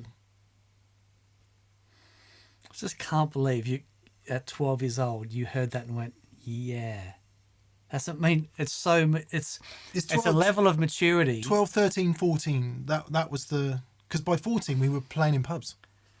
That's a level of maturity I still don't have. That's amazing. It was 89 Journeyman, so it obviously wasn't Journeyman. It could well been the one before that. Anyway, yeah, but when he started doing the Albert Hall gigs, so I don't know, I might be a year or two out, but right, yeah. But amazing. It was, when did the Clapton Strat come out? Was that 86? Well, maybe that was 88 as well. Was that the one with the boost on it? Yeah. Come on, someone in the comments is going to be saying it was 88. Yeah. So yeah, I would have been 14 then, not 12. Although I would have had the Sunburst guitar before that, and then when I saw the pewter one, my dad had it resprayed in a kind of blue pewter colour. Wow. Because he worked at a business that dealt with cars, so they had a spray shop. Fantastic. Yeah. I still think it was before that. Anyway, okay, sorry, long answer.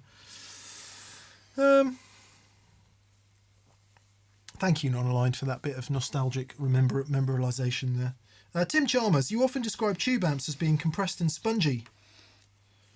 How close does a compressor in front of a new generation solid state amp mimic tube amp sponginess? It's not just about what goes into the front end. That saturation and limiting we're talking about, it's something that happens all the way down the signal path. So it starts with, you have your preamp stage, which then goes into like phase inverter and the power stage, and then transformers and speakers. All of that sort of gets to a working level, and then there's a dynamic range. It doesn't operate above that. So if I hit the guitar really hard, then it saturates, and it's not just one of those things. So yes, a compressor in the front of one of those amps can be great. A compressor in the loop of one of those amps can also be really great. Yeah. There's more to it. So we often talk about gain stages, and one thing that we'd really like to do is have a low gain stage going into another low gain stage into another one, and basically that is, at certain points, is what's happening in the amplifier. Yeah. Each is just sort of hitting its edge. So all that to say, the compressor can be fantastic, and I love them. It's not just about the limiting of the amp. It's about the harmonics and the dynamics that creates. And a compressor won't necessarily get you there. Yeah, I think what he said about multiple gain stages could be a way to do it. So we have in the past mentioned in shows that if you actually stick a boost and a compressor in the loop of a solid state amp, it can do some of those things. The other big deal is volume.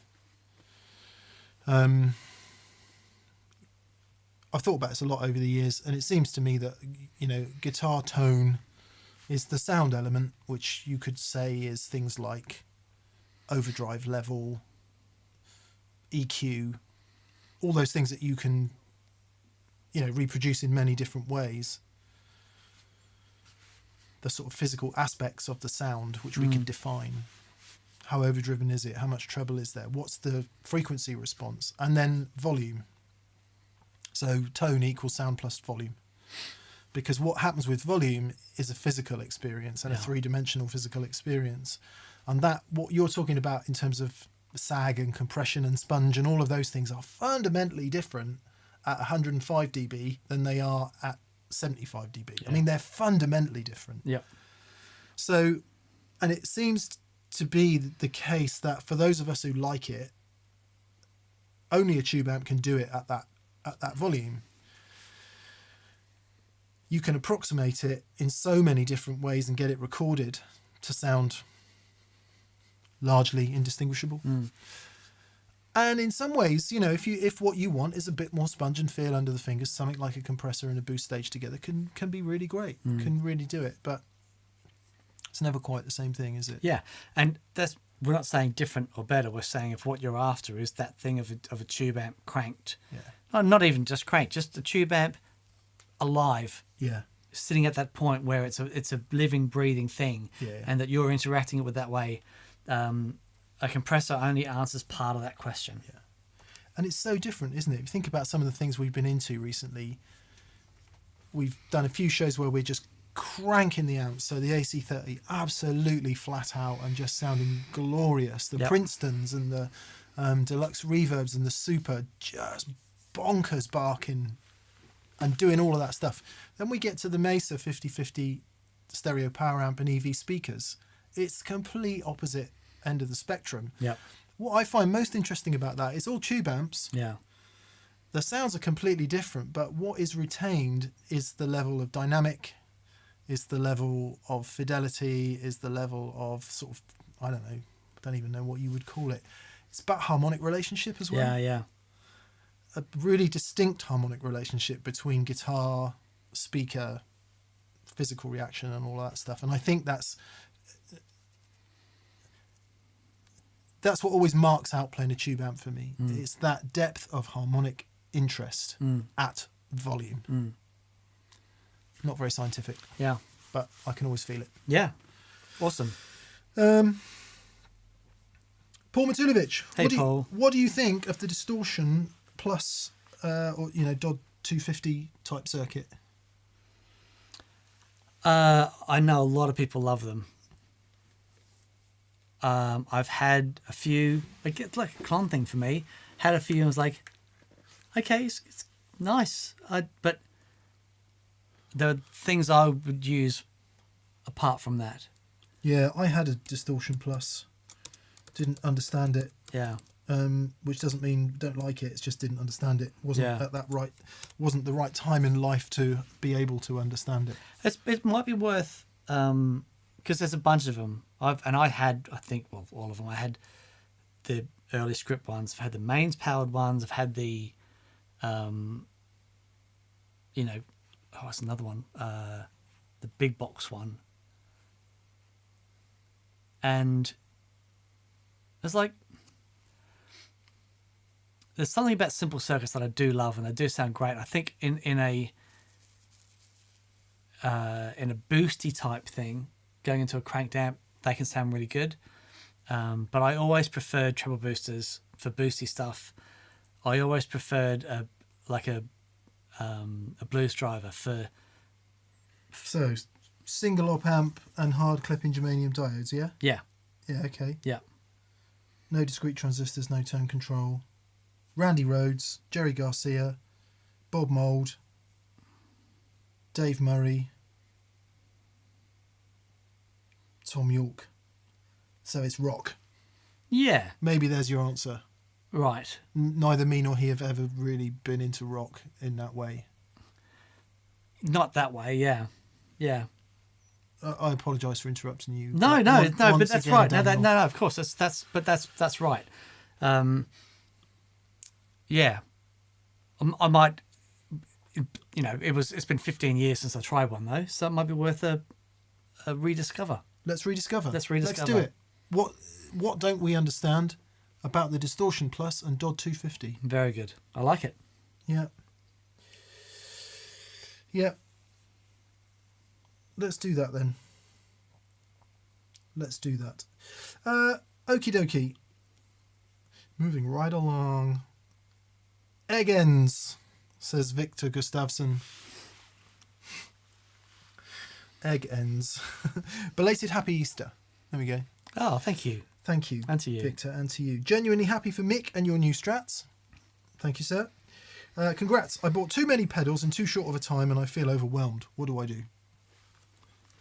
Breathe. It's going to be great. Have a cup of tea. Yep. Stick a whiskey in it. Time spent. So, I'm before Mick and I go out and do these gigs, and I'm spending a lot of time with the pedals I've got on my board. There's so much possibilities with things like the mood and the ecosystem, and just these things that they're capable of doing so much. And I think I'm guilty of it as anyone, getting really excited about stuff, getting it, and really not understanding, getting to grips with how powerful the new generation of pedals are. But I am absolutely loving the process of getting to grips with them. So if you feel like you've bought too many pedals, just take a break from buying pedals and just spend some time with them. Work out if there are pedals that if they're ticking all the boxes for you. There might be some that you think, this doesn't really work for me. Great thing about pedals is generally they retain a lot of their value. I've been buying secondhand pedals for years and haven't really lost any money. Unlike when I was buying rack gear, man, I lost so much cash. But just take some time, just spend some time with it, and then methodically go through each one. There might be things that you discover and go, this is fantastic. I want to continue down that rabbit hole. Maybe do a pedal a week. Yeah. Get up every day, spend half an hour on that pedal. I guaranteed, as an extension of what he's saying, by the end of the 7 weeks, your playing will have done that. Yeah. It will have widened significantly because those pedals, if you're just focusing on that one that week, assuming you don't have something really important to prepare for, which you need 8 pedals for, but if it's just a case of playing at home and getting to enjoy them, just get into it. Use that pedal and that pedal only. Yeah. And space it out. You might get to the end of the 8 weeks or 20 weeks, depending on how many pedals you've bought, and decide that 5 of them have got to go. All good. Yep. All good. At least you've learned in a way that makes sense rather than going, oh, I'm overwhelmed. Yeah. So like anything, for anyone who is feeling overwhelmed with anything, and this is a really serious point, you break it down into chunks and you deal with one thing at a time. Looking at our set list for That's the gigs coming good up, idea. It's exactly what I'm doing. Chunking it. Chunking. I call it batching.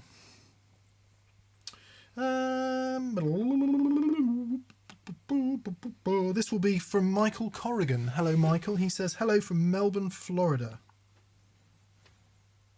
From Melbourne, Florida. Well, it says Melbourne FL, which I presume is Florida. Yeah. Excellent. Not flippin' lovely. Melbourne, it's flippin' lovely. First time in a live. Well, welcome, Michael, and thanks for being here. He says, question about 70 Strats that Mick has now had me searching for. Sorry. Blame Ainsley. Don't blame me. Can you talk about whether I should try for a 4 or a 3 bolt and what to look for? I'll do it very briefly. So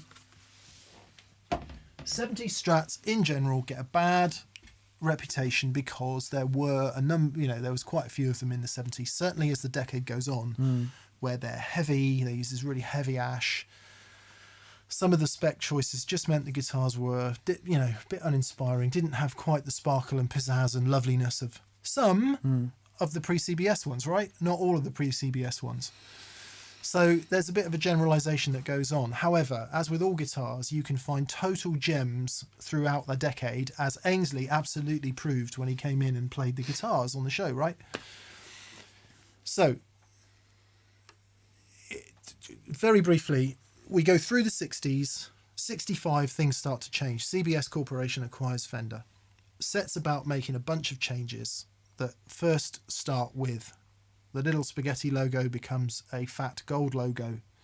The headstock then gets bigger. Some people say so it could be seen on TV. I don't know if that's true. The fat gold logo now turns into a fat black logo. Comme ça.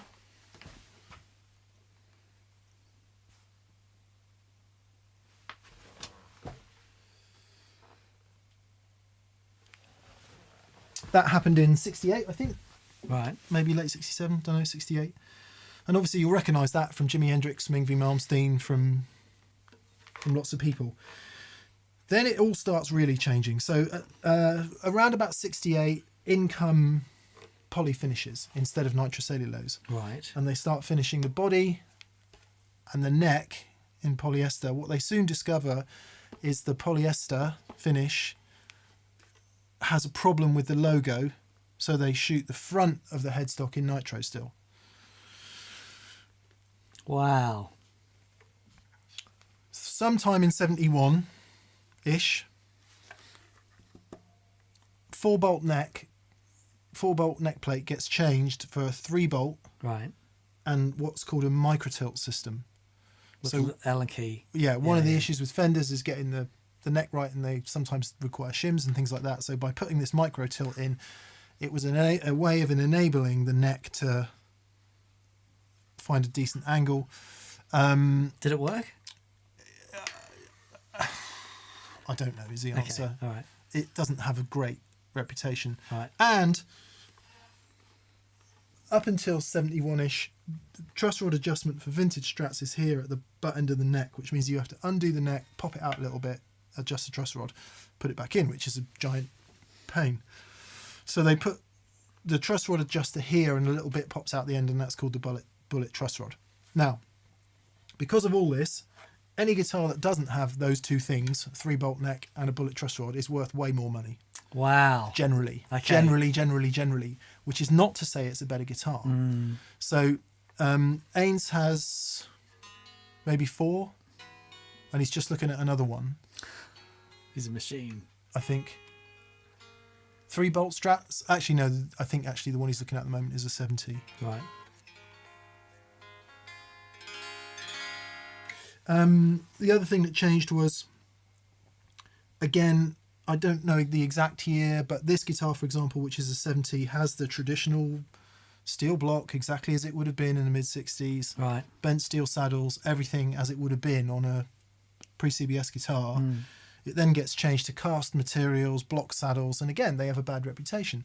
Ainsley said he changed all the stuff out on his cast bridge, and he preferred the cast bridge and the cast saddles. Yeah. So there you go. It's not necessarily the case.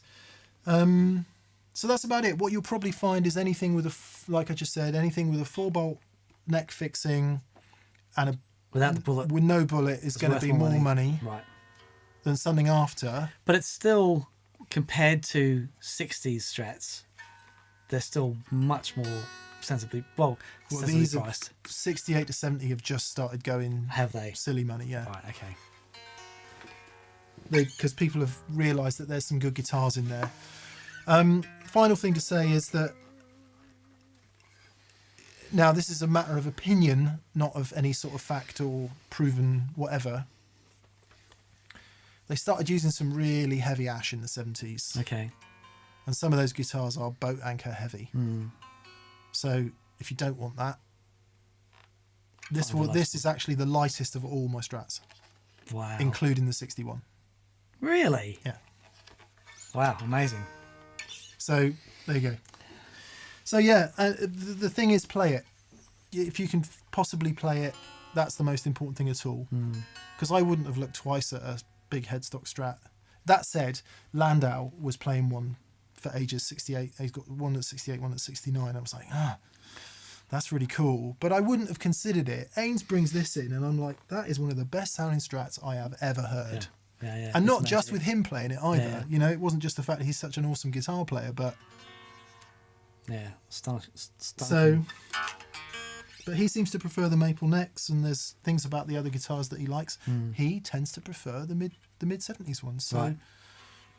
The red one he likes has got the silver bullet and the 3 screws. and the white one, which is his favourite one, the cream one, Yeah. and the one that probably sounded the best actually in the recording, Right. if we can say best. Yeah. Fascinating. Yeah. So good luck. But if you wanted, I mean, if you haven't Hurry seen up. the show, go and check out the Ainsley Lister show. Yeah. Because they go into great detail with lovely pictures and stuff. You know. Yeah. But yeah, fascinating. Hurry up. Yeah. Right. I see them as silly money. Wyatt Louth. Hello, Wyatt. Hi, Wyatt. Hello from St. Louis, Missouri. I'm looking for a multi-modulation pedal. Oh, the other thing that changes are pickups, of course. So at the end of the 60s, you've still got the grey bottom, pretty traditional Right. staggered magnet pickups. Sometime, I don't know if it's 70 or 71, might have been just after that, they go to flat pole. Some other things change. They changed the wire. I mean, they were always changing everything. It didn't just happen overnight. They were always changing everything. But yeah. Wyatt Louth. Hello, Wyatt. Hey, Wyatt. Hello from St. Louis, Missouri. I'm looking for a multi-modulation pedal to fit on my Schmidt Array SA250. Nice.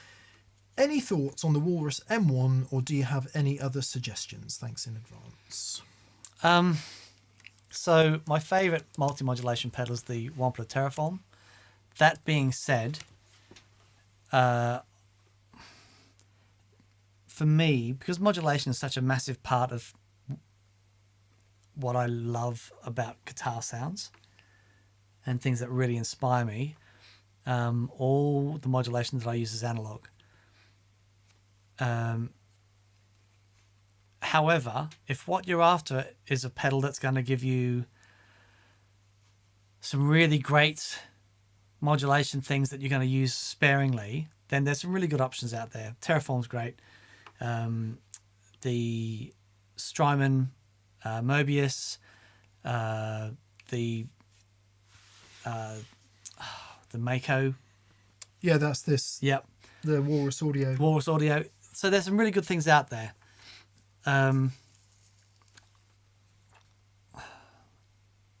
So one of my favorite modulation pedals is the Electro Harmonix Electric Mistress, and it has this shimmer to it that I've never heard in anything else. I've certainly never heard anything digital come anywhere near it. Listen to, and the same thing with like an old Phase 90 and an old CE1. There's a magic that these, let's break it down. It's not magic, it's science. There's a reason it sounds like that. Digital has a hard time with those super, super tight modulated delay sounds. You can do it digitally when you can control that delay sound. So you've got to digitize the original signal as well. It's really hard to get those sounds with an analog drive-through. Yeah. So anyway, for me personally, I've got digital delays and digital reverbs and other digital effects. I've got an H9 on my board. Fantastic. I can get really great stuff out of them. But for modulation effects, for me, they're all analog. Yeah, all analog. Okay, so you've got Schmidt 250, which means you need something small.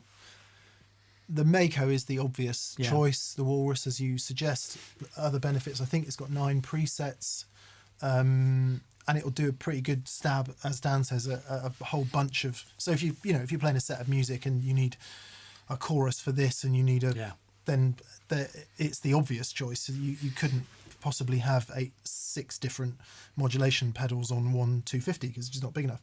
So that's a really good shout. If you've got a little tiny bit more space, Boss MD200, you might find the user interface on the Boss MD200 a little bit easier. Although to be fair, the Mako is pretty awesome. Yep. Benefit of both of those pedals is they both have presets. So if you need to select different things, you can. I mean, it's not the easiest thing in the world to go between presets because it's not one touch. You do have to kind of press and hold and do those kind of things. The other one, if you're on a real budget and you don't need presets, the Electro Harmonix Mod 11, I think it is, is a really good shout. That's much less expensive. Okay. And it's a single pedal format. Everything's on the top panel there. Actually, it does have some secondary functions, but it doesn't. I'm not sure that it has presets, so just check that. But in terms of value for money, Electro Harmonix, it's always going to sound good. Yep. Easily available. The other one not to forget about is the new Electro Harmonix. What's it called?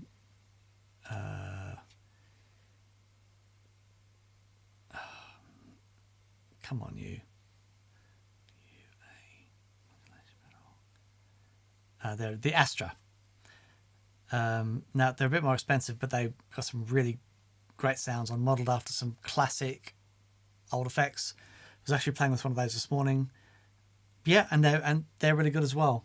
But yeah, I would, space wise and everything, I think the Mako's a really great shout. But definitely check out the EH stuff. Even it's really interesting with Electro Harmonics. Even their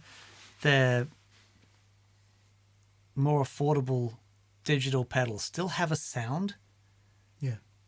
Yeah, really good. Yeah. Good. Good luck doing that.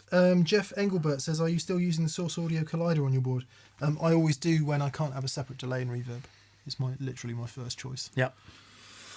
Lots of people coming in saying about the micro tilt on the Fender 3-bolt neck works great if you know how to use it. Yeah, that's kind of what was going through my head when you said, does it work? It's like, I think it worked if you knew how to use it, like everything. Sure. Lots of people coming in saying nothing wrong with 3-bolt necks. Yeah, in theory there's nothing wrong with a 3-bolt neck. A few people mentioning Jared Harper, G&L Legacy 3-bolt with micro tilt works fantastically. Jared Harper. I prefer 3-bolt necks with micro tilt, says Simon Park. Yeah, it's really good. Thomas Baran, another shout for GNL. I think it's really good to test some of the generalizations, isn't it? Definitely, always. If you're in any doubt whatsoever about bolts in necks, check out Tom Anderson's 1-bolt neck. Wow. Probably the most tight-fitting, secure bolted neck I've ever come across. Wow. So it's all about the design. Yeah, of course. Yeah. That said, I have seen a lot of 3-bolt Fender necks with a tremendous amount of play in the neck pocket, and you can literally do that on them. So, mind you, plenty of 4-bolt necks do that as well. Yeah, so, right.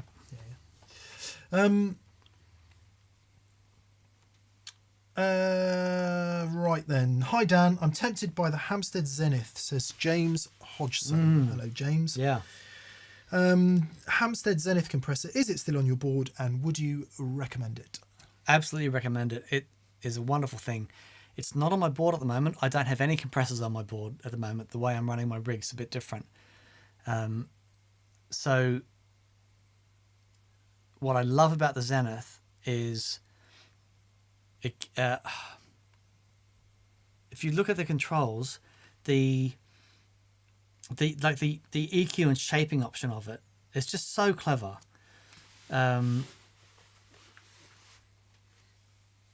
Yeah, and also super low noise floor, which is always hard to do on a compressor.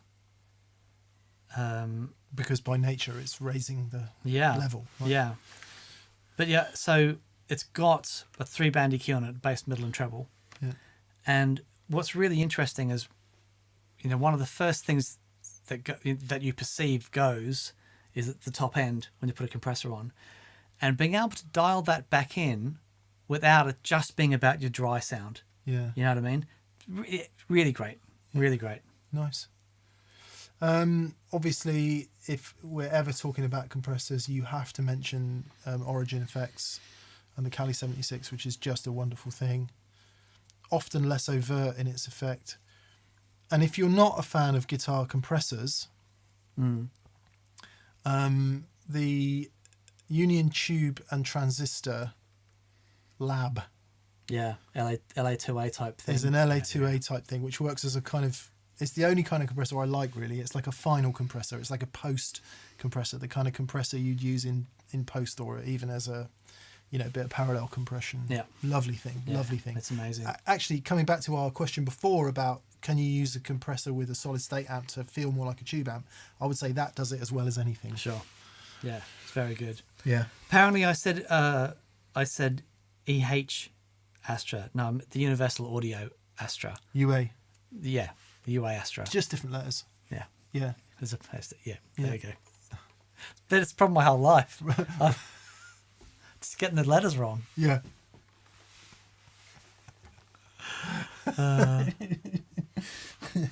Reminds me of my favourite band, Illy, who've just reformed. Benjamin. Thanks, guys. Been learning so much from you. I have been experimenting with wet dry into pawn shop mini amps and having tons of fun. Cheers from Houston, Texas. How cool. Fantastic. So just any old thing you pick up, you find somewhere, bang your pedals into. Why not? Why not? How Fantastic. cool. Nate Boudreau. Hello, Nate. He says, I was wondering if having a Vox AC15 and a deluxe reverb reissue is viable for a wet dry setup. Oh, man. Yeah. Come on. It's almost perfect. Yeah. In fact. Spectacular. I was considering getting a Celestian Blue Alnico speaker for the AC15. Do you have any thoughts on that? Dan, let me see if I can predict your answer. Best speaker I've made. Yeah. Yeah. I'd have them in everything. If I could, 4x12, all with Celestian Blues. Yeah. Magic. Love them. Interestingly enough, so our AC15 has a greenback and we like it. We should put a blue in there, shouldn't we? Dan is such a fan of blue speakers. Just love them. Yeah. Yep. So he would say yes. I certainly know that the 30s I've played, modern reissue 30s, I always prefer the blues, hands down. So Yep. it's a yes from us. Yep. Howdy from Texas, gents, says Sergio Martinez. Hello, Sergio. I love the show. I'm looking for a medium gain pedal to stack with a Greer Lightspeed into a Princeton, not a clone or a blues breaker. Thanks. You're welcome.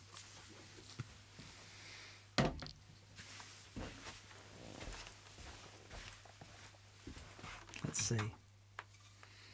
Oh, nice.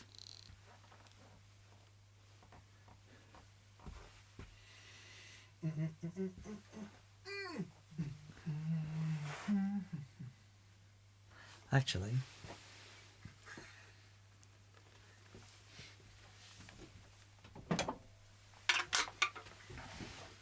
Dead air, how I love the dead air. I'll start with this one. So this is an RC booster. And I think if you're talking about, the Lightspeed, which is absolutely Hey mate, what are you talking about? What are you giving me trouble for? An RC booster. It's an RC That's booster. very good. Very good. Okay, so RC booster, really, really fantastic thing. But it's being able to control the amount of bottom end. So the Lightspeed, beautiful full range thing, magic. But if you then start stacking that with other stuff that's got too much bottom end, especially into Princeton, things that get woolly real quick. Yep. So the most important thing is being able to control the bottom end. Lop off the bottom end if you want. Yeah. That's a really great shout because that has got two sides in it. I don't even know if they still make that one. That's a Scott Henderson version. And it's got... I saw a clip of him playing with Chick Corea yesterday. He's not the worst guitar player in the world, is he? Holy mackerel. So that's got an additional side to it as well, which has got a bit more of a mid-kick in it. It is a really great all-rounder for everything. And it's not the same thing at all, but it kind of... If anyone is ever asking, what can I get instead of a Timmy? It does a bit of absolutely everything. Yeah. So a Timmy would be the obvious answer. Anyway, I've got 3 suggestions for you. Nice. Yeah, that thing's fantastic. Black Star Department 10 Boost, right? It's got a valve in it, which means it's ace. I'm being slightly facetious. It just sounds brilliant. Check out our show on boosters we did a few months back, where you can hear it. It has low and high controls vis-a-vis what he just said. Yeah. So you can change the EQ and it just sounds really natural and lovely. That's number 1. Number 2, Thorpe Peacekeeper. Oh, man. So good.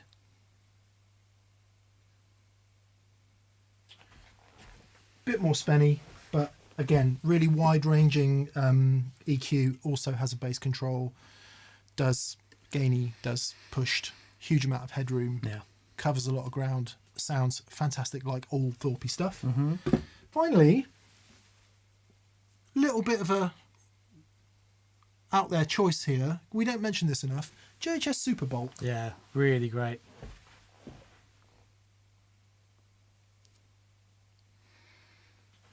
I don't even know if they still make it. It just, I can't even remember what's in there. If it's like an FET thing, Like super hard clipping. just feels great. Yeah, it's really cool. And the reason I've chosen that is because it is so different from a clone or a blues breaker. I remember really loving that Yeah. as a completely different thing from your standard, IC and clipping diode type overdrive. It's a completely different deal. Yeah. There you go. Hopefully one of those will be of interest and somewhere close to budget. Yeah. Yeah, good luck with that. Yep. Someone's just said, Dean Jackson says, why are G3s not available? They're just on a wait list. I've got people making them all the time, and we just have never had them in stock yet, but they're very much available, but just have to be on a wait list. Yeah. Is it fair to say that components are an issue, Dan? Yeah, so we ordered, we have to order things in advance, a long time in advance, and those wait lists are getting longer and longer. So we'll see what happens in the next 12 months, but things are getting harder and harder. Yeah. Components and things are getting harder and harder to order. But you've had components that have gone tenfold increase in price? At least. Yeah. Yeah. And you'll notice that the price of G3 hasn't gone up tenfold. Yeah. Yeah. Because we've already had those components in the pipeline. Yeah. And that's that is a problem facing all electronics manufacturers at the moment. Car industry has been hit by it. Because you've got to remember that, these processors aren't made for effects pedals and switching devices. They're made for other uses. Yeah. And the sort of guitar effects pedal market is at the arse end of the purchasing. That we are the last people they think of. Yeah, exactly. Because, BMW's just bought every single one of those components going. Now, so what will happen is, like, say BMW buys 100,000 processors, and they might use 85,000 of them, and they've got 15,000 left, so they'll put them on the open market with a broker. Yeah. And so, and this has always happened, right? This is the worst that I've ever known it, and the companies that I work for has ever seen it. But there's always been varying degrees of this. It will swing back, because I think one of the things we will start to see is more of these things coming back onto, with brokers and things. But yeah, it's a tricky time for manufacturing for sure. So there's your answer. That's why. Kid Charlemagne. Nice solo. Beautiful solo. Wants to know, hi DNM, I got a 74 DR103 Yeah, you do. a few months ago, thanks to you. Any opinions on mixing speaker sizes in a speaker cabinet? I have a JBL K130, which I'm thinking might go well with a Crescendo copy. I've seen people do it. I don't have any.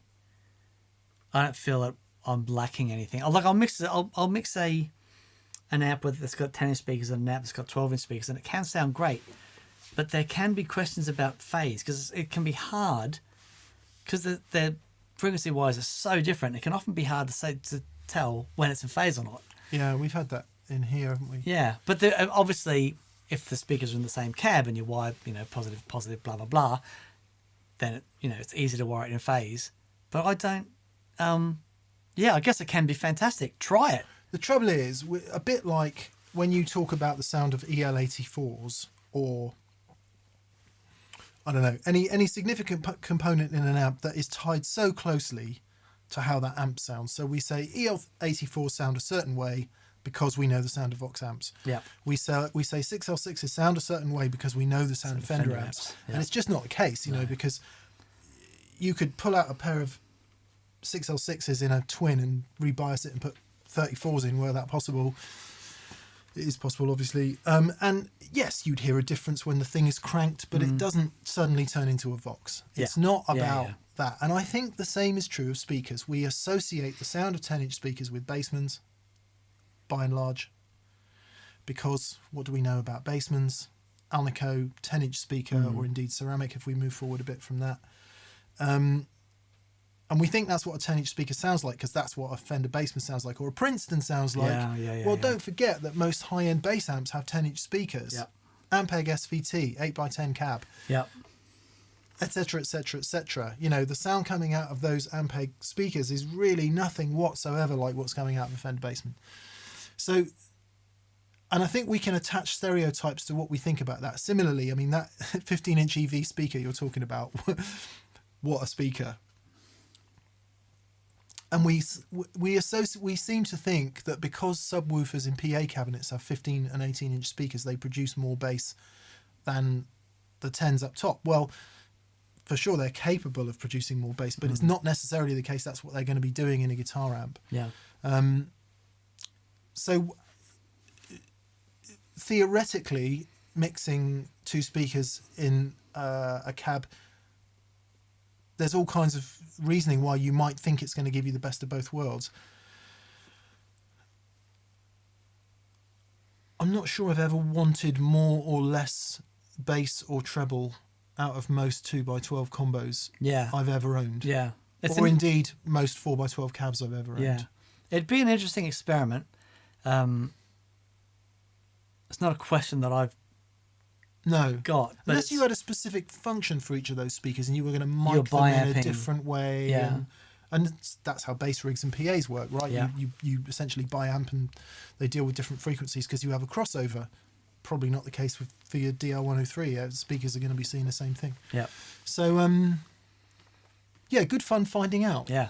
Good fun finding out. Indeed. But I doubt you're going to beat just a really, really great 4x12 or 2x12 with that amp. Yeah. Seeing as that's what If you it's plug, done. if you have the opportunity to plug into a 4x12 with those crescendos in it, or just a really nice sounding 4x12.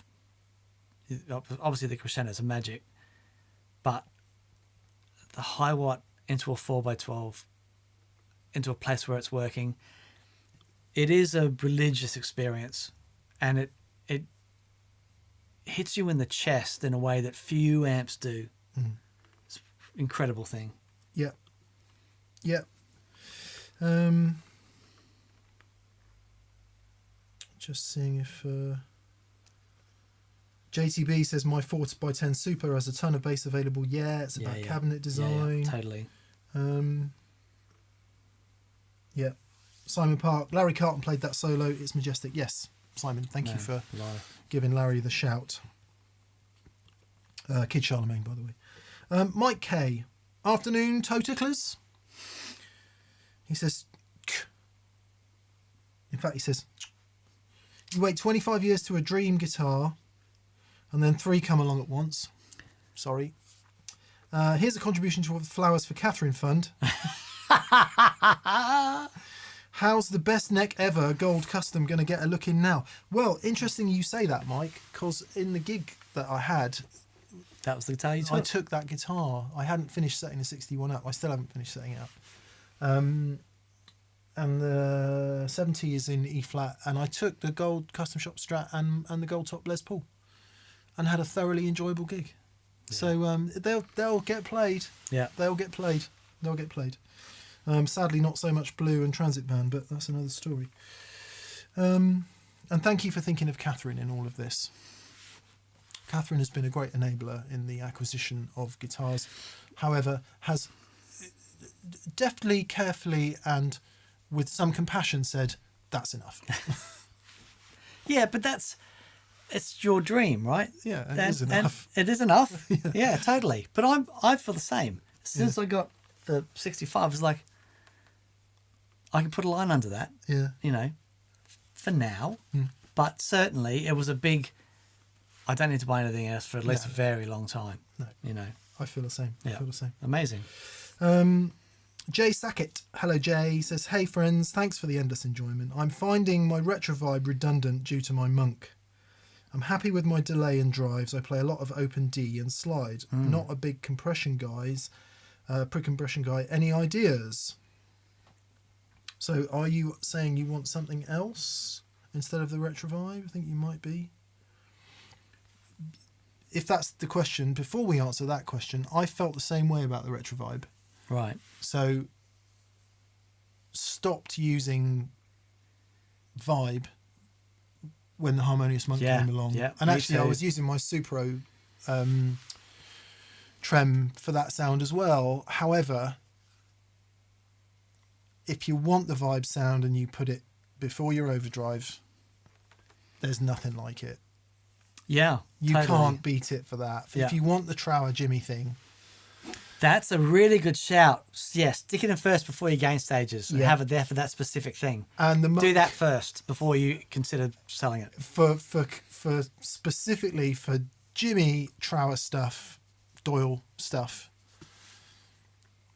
it knocks the monk into a cocked hat. Yeah. For yeah, that yeah. for that particular sound. Yeah. But I totally hear you that the Harmonious Monk covers a lot of that ground. My issue with the monk is I want it at the end of my signal chain because that's where it works best for me to do both of its jobs. But to get the classic Jimmy It's got to be before. Trower sound, it's got to be before some kind of overdrive, whether Yeah. your amp's hammering or you've got an overdrive pedal. So after fuzz, by the way, after fuzz before overdrive, and I'm addicted to it like that. So, but what could you add? Open D and slide. Well, you need a fuzz. Need a fuzz. Yeah. Yeah. Yeah, happy with my delay and drives. Oh, open D and slide. You need a fuzz. Or even Go an and- go octave and- fuzz. Go and listen to Joey Landreth. Yeah. Yeah, yeah. Oh, Yeah. I saw he's got a Joey's got a he's doing like his own sort of private rig explanation stuff. And I just caught some glimpses of tones he's got. Oh, far out, man. That guy is just so good. I was on a plane a couple of days ago and I downloaded a couple playlists onto my phone so I could listen. And I downloaded some playlists that were like what I was listening to in 2019 or 2018. And there was a few of Joey's first records, Right. and indeed the first Brothers record on the playlists. And I just forget how good those guitar sounds were. Amazing. Listen to a track by Runaway Train by the Brothers Landreth if you want to hear some nice slide, open tunings and a fuzz. Yep. Yeah, it's got really great octave fuzz solo at the end of it as well. And his dad's singing it as well. Yeah. Curtis R. Hi, Curtis. Ends of Legs. Recently acquired Kingtone Switch. Brilliant. Kingtone Switch. What's a Kingtone Switch? I don't know. I mean, everything Kingtone makes is brilliant. Jesse Davey. Oh, it's a Kingtone Switch. 16 treble bleed settings. Oh wow, okay. Tones you didn't know your guitar could make. That's a really nice idea. Interesting. Yeah. Yeah. How interesting. 6 tone positions, 16 treble bleed settings. I'm already confused. With a true bypass and a treble bleed bypass. Yeah. So you'd take out your, Yeah. one thing and just cool. That's quite interesting. I'm totally up for trying one of those. Okay. Anyway, he says, Mr. Davey shipped via Shippo. Dan. Surely this is the well-known Aussie parcel service. Much love from Kansas City. Yeah. Sendo. Shifo. Yeah. There's Sendo. And there's, it's truth, we lost it. Must be in the biddo. Rod Clark says, hello, meat feasters. Hello, Rod. Yeah, then I think it's green Thai curry tonight. So Yeah. Dan We and had I I double staked yesterday. Yeah. And I got to step back from the meat for a bit. Yeah, well, I didn't want to tell you because you cooked me such a lovely steak yesterday. Went round to Dan's for a barbecue. I'd also had steak on Friday and Saturday. Yeah, you did. So I feel a bit red meat sweaty. Rod Clark says, hello, meat feasters. I just discovered and entered the weird and wonderful world of the 5E3 Tweed Deluxe. What are your thoughts? I just jumped the channels and plugged straight in. Yeah, so Yes. it's an amazing thing. I use a Lazy J, which is the J20, which is a variation on that design, still based heavily around that design. Uses 6L6s instead of 6V6s, bigger transformer, blah blah blah. But that tweed thing, it's a magic. Just the way it deals with harmonics is incredible. Yeah, it's such a different experience, isn't Yeah. it? Yeah, nice. Very nice. Yeah, it's just they're just such wonderfly touch-sensitive things. We should revisit our Rift one and get it Should get it going. happy again. Sure. Yeah. Okie dokie. Jay Sackett wants to know what t-shirt sizes for you guys. I want to send some tees from my farm and brewery in the Catskill Mountains, but didn't ask your size. Oh, lovely. I'm a large. Very large for me too, please. That's very Thank you. kind, Jay. Very kind of you to think of us. Farm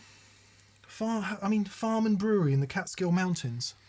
How perfect does that sound? Yeah. I think we need to investigate further. Yeah, me too. So about this brewery then. Cows, yeah, brewery. Gary Varner, hello Toes. Mick, I always love it when you shout out Mark Rebo's playing with Tom Waits. What are your 5 favourite Tom Waits songs? Ooh. What's he building in there? Gary wants to know what's our favourite Tom Waits songs. I think my favourite Tom Waits song of all time ever, apart from Old 55, which I don't think you can really include because it's just too classic, is Martha of Closing Time. Oh. I don't really know his stuff. It's a really beautiful song. Love his acting, though. I'm just trying to think on Swordfish Trombone. There's a couple of songs I really like on there. One of the things that Tom Waits did that I absolutely love was a record called Alice. And it is a haunting record. Wow. Absolutely haunting record. But I think most of the Closing Time record, all of Alice, Combination Spell is a good song. Have you heard the news about Edward? And of course, what's he building in there? What's the Skeleton Crew one? Subscriptions to those magazines. Who knows what Mr. Stitches saw? What's the He has no children of his own. What's the Skeleton Crew one? But what's he building in there? Nigerian Skeleton Crew. Yeah, love Tom Waits. Flipping love Tom Waits. Yeah. Swordfish Trombones, Closing Time, Alice, and whatever Big in Japan is on. The third track on that record I absolutely love. I'm going to have to Google it.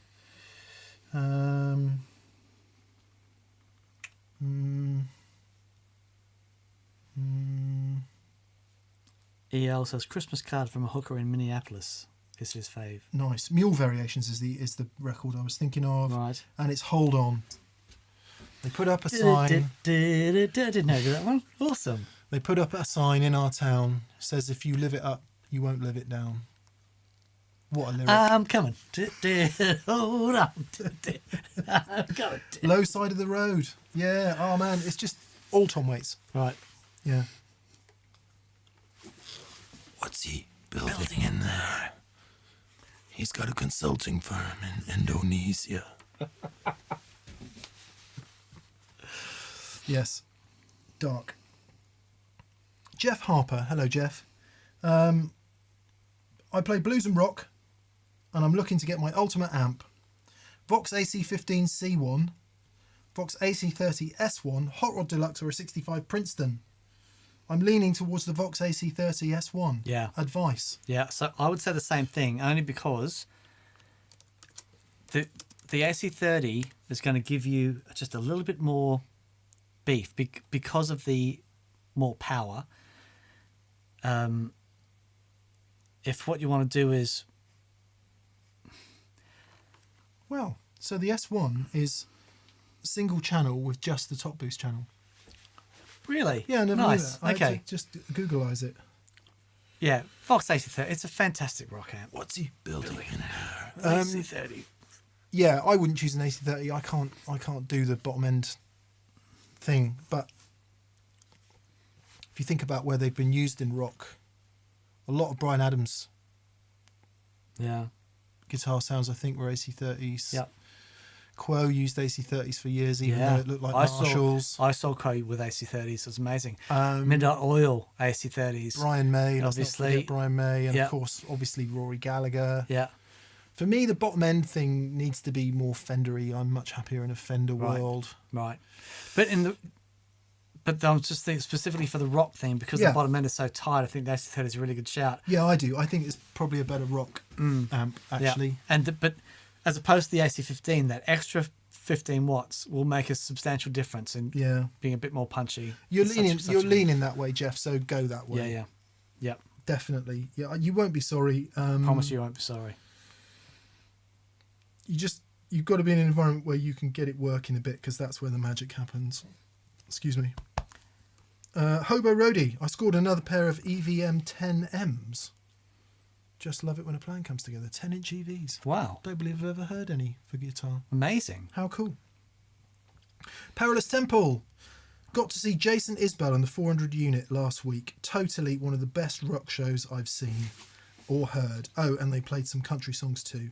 Had to share. Very inspired. Wow. Yeah, I'd love to see that. Yeah. I'd love to see that. When they're in Nashville, we've got to have an excuse to go over and do some stuff in Nashville. Please, sir.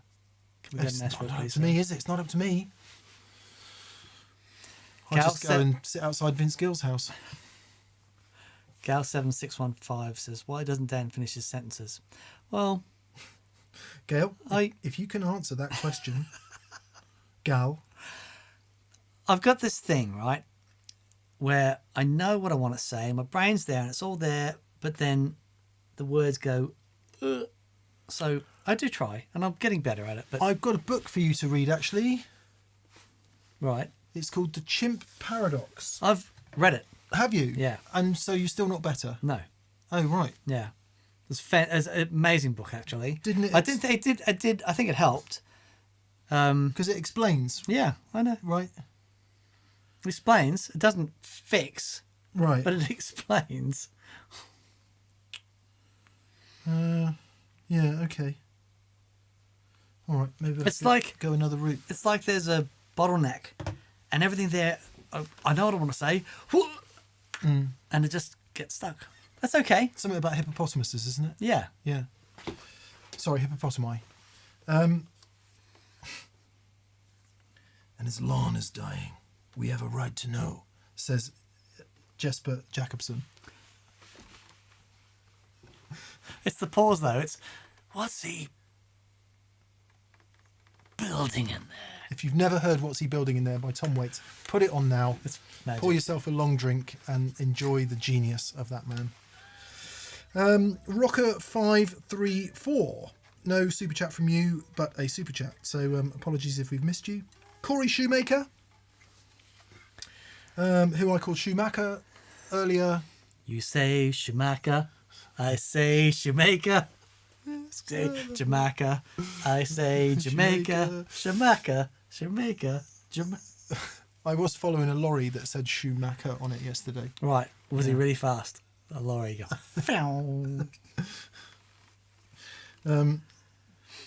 I just want to thank you for all your advice over the years, says Corey Shoemaker. My tone and inspiration lately have been on an upswing. I recently added an RC boost and a saffron squeeze to my Tumnus and Smiley. So many gain options. Cheer. Lovely. Nice. Yeah. Good work. Thank you for your generosity. Watch My Stuff says... Watch My Stuff! No, Watch My Stuff says, greetings from Boston. I just acquired my first Fender custom shop.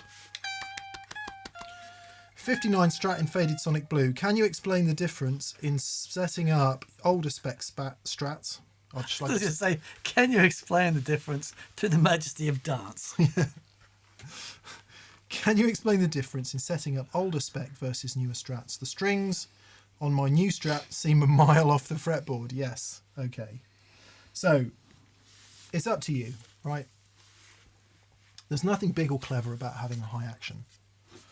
But if you play that way, you can't not have a high action. Yeah. So the problem I've got with the 61 at the moment is I cannot get the action high enough, either because the little screws aren't long enough to get the saddles up, or the neck is not giving me enough relief. So I need to work that out. If you've been brought up on modern guitars, and when you say newer spec Strats, that usually means a 9.5-inch radius fretboard, and it usually means slightly bigger frets. And that usually means, please note all the usuallys here, because it is not universally true, but it is generally the case, that enables you to get a lower action and an easier playing feel when you've got higher frets, flatter board, more modern guitar.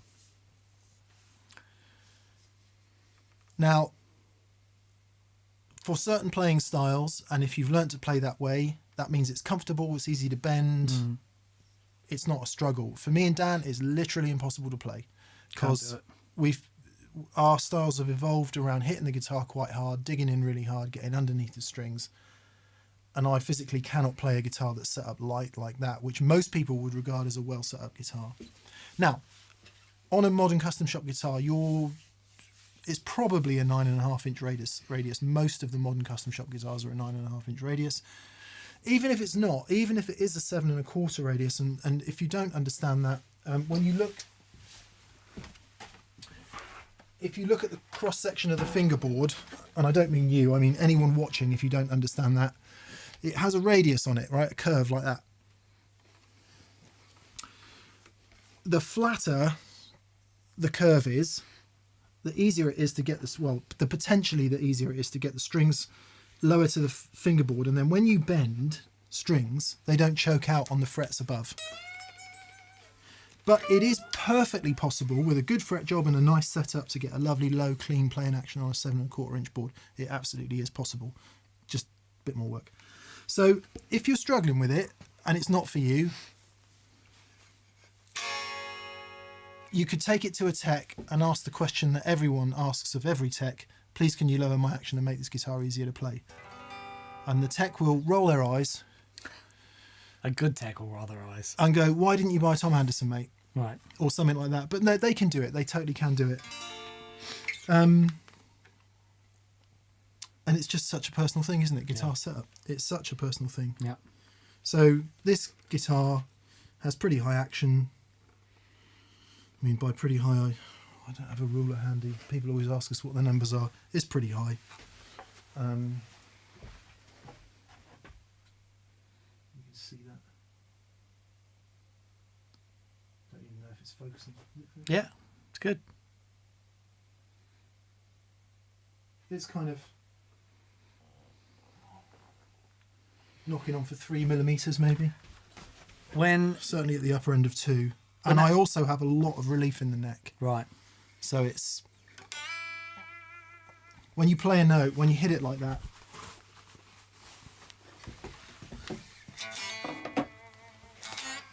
you don't get any trem wobble and you don't get any string buzz on the frets. Whereas if you had a guitar with a low action and you hit it that hard, you'd get so much string buzz. Yeah.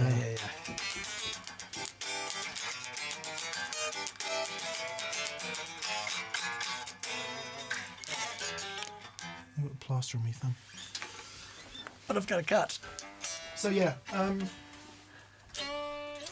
if it's a 9.5 radius board, and even if it's not a 9.5 radius board, but especially if it's a 9.5 radius board, you take it to a tech, tell them how you want it to set up, and they'll be able to do it for you. But it is the case that with a more vintage style guitar, especially Strats, the action did tend to be a bit higher. So it's a good setup is what you need. There we go. Just check out the action on the telly as well. If you want to play it like that. We can get that to focus. There you go.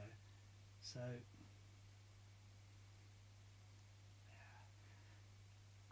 And I personally can't get the strings to ring out the way I like them unless the action is high. And yes, it is hard work. But Well, when Ainsley was over, and I'd been struggling with the question about, surely,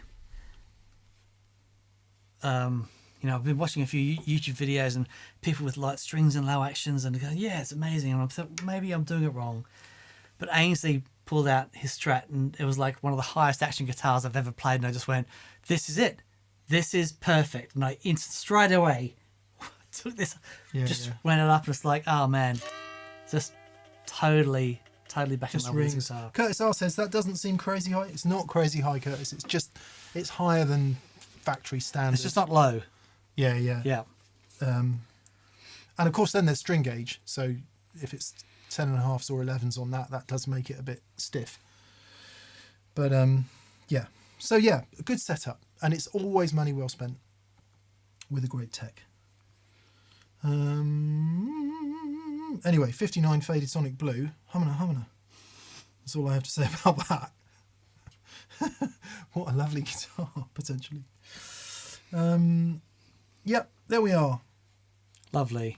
Super chats done. Thank you for being with us. Yeah, thanks everyone.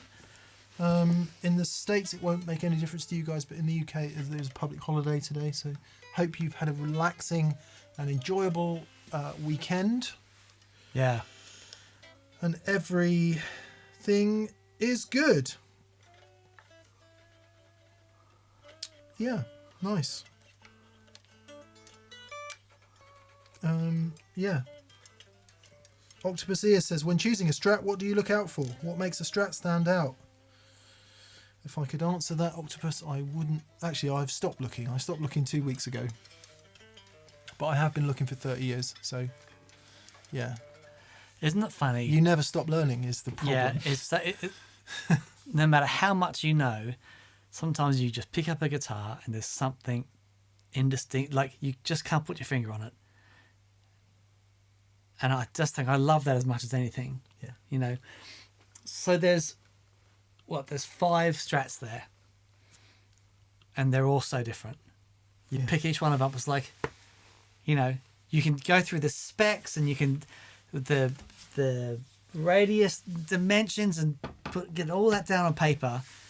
Pick them up and you go, oh wow, this one's completely different. Yeah, completely. Well, I'll just finish off by saying went to Germany over the weekend to see Dan Kerner. It's his birthday, and he's got a 63 Selmer refin Strat. Loads and loads of Sunburst ones were made. They shipped loads of them to England, and the import company Selmer refinished them Fiesta Red because everyone wanted Fiesta Red Strats, but they weren't necessarily Fiesta Red because they just used whatever red they could get hold of. Anyway, it's a piece of history that's good fun to read. Selmer refin 63 and a white 64. Right. They are so different. Wow. They're basically both completely original. Yeah. And they're predominantly original in the same way that my 61 is predominantly original. And again, 61, 63, 64, they're all completely different. It's it's endlessly fascinating to me. Yeah. And totally. the further I go down that rabbit hole, the more it's like, oh God, I've only just started. Yeah. Amazing. Play us out, dude. Right, we'll see you on Friday with Volante RE202 and DL4 fun. Yes. Yeah. And tomorrow we're going to be filming Did We Get Wet Dry Wrong? Layers! See ya.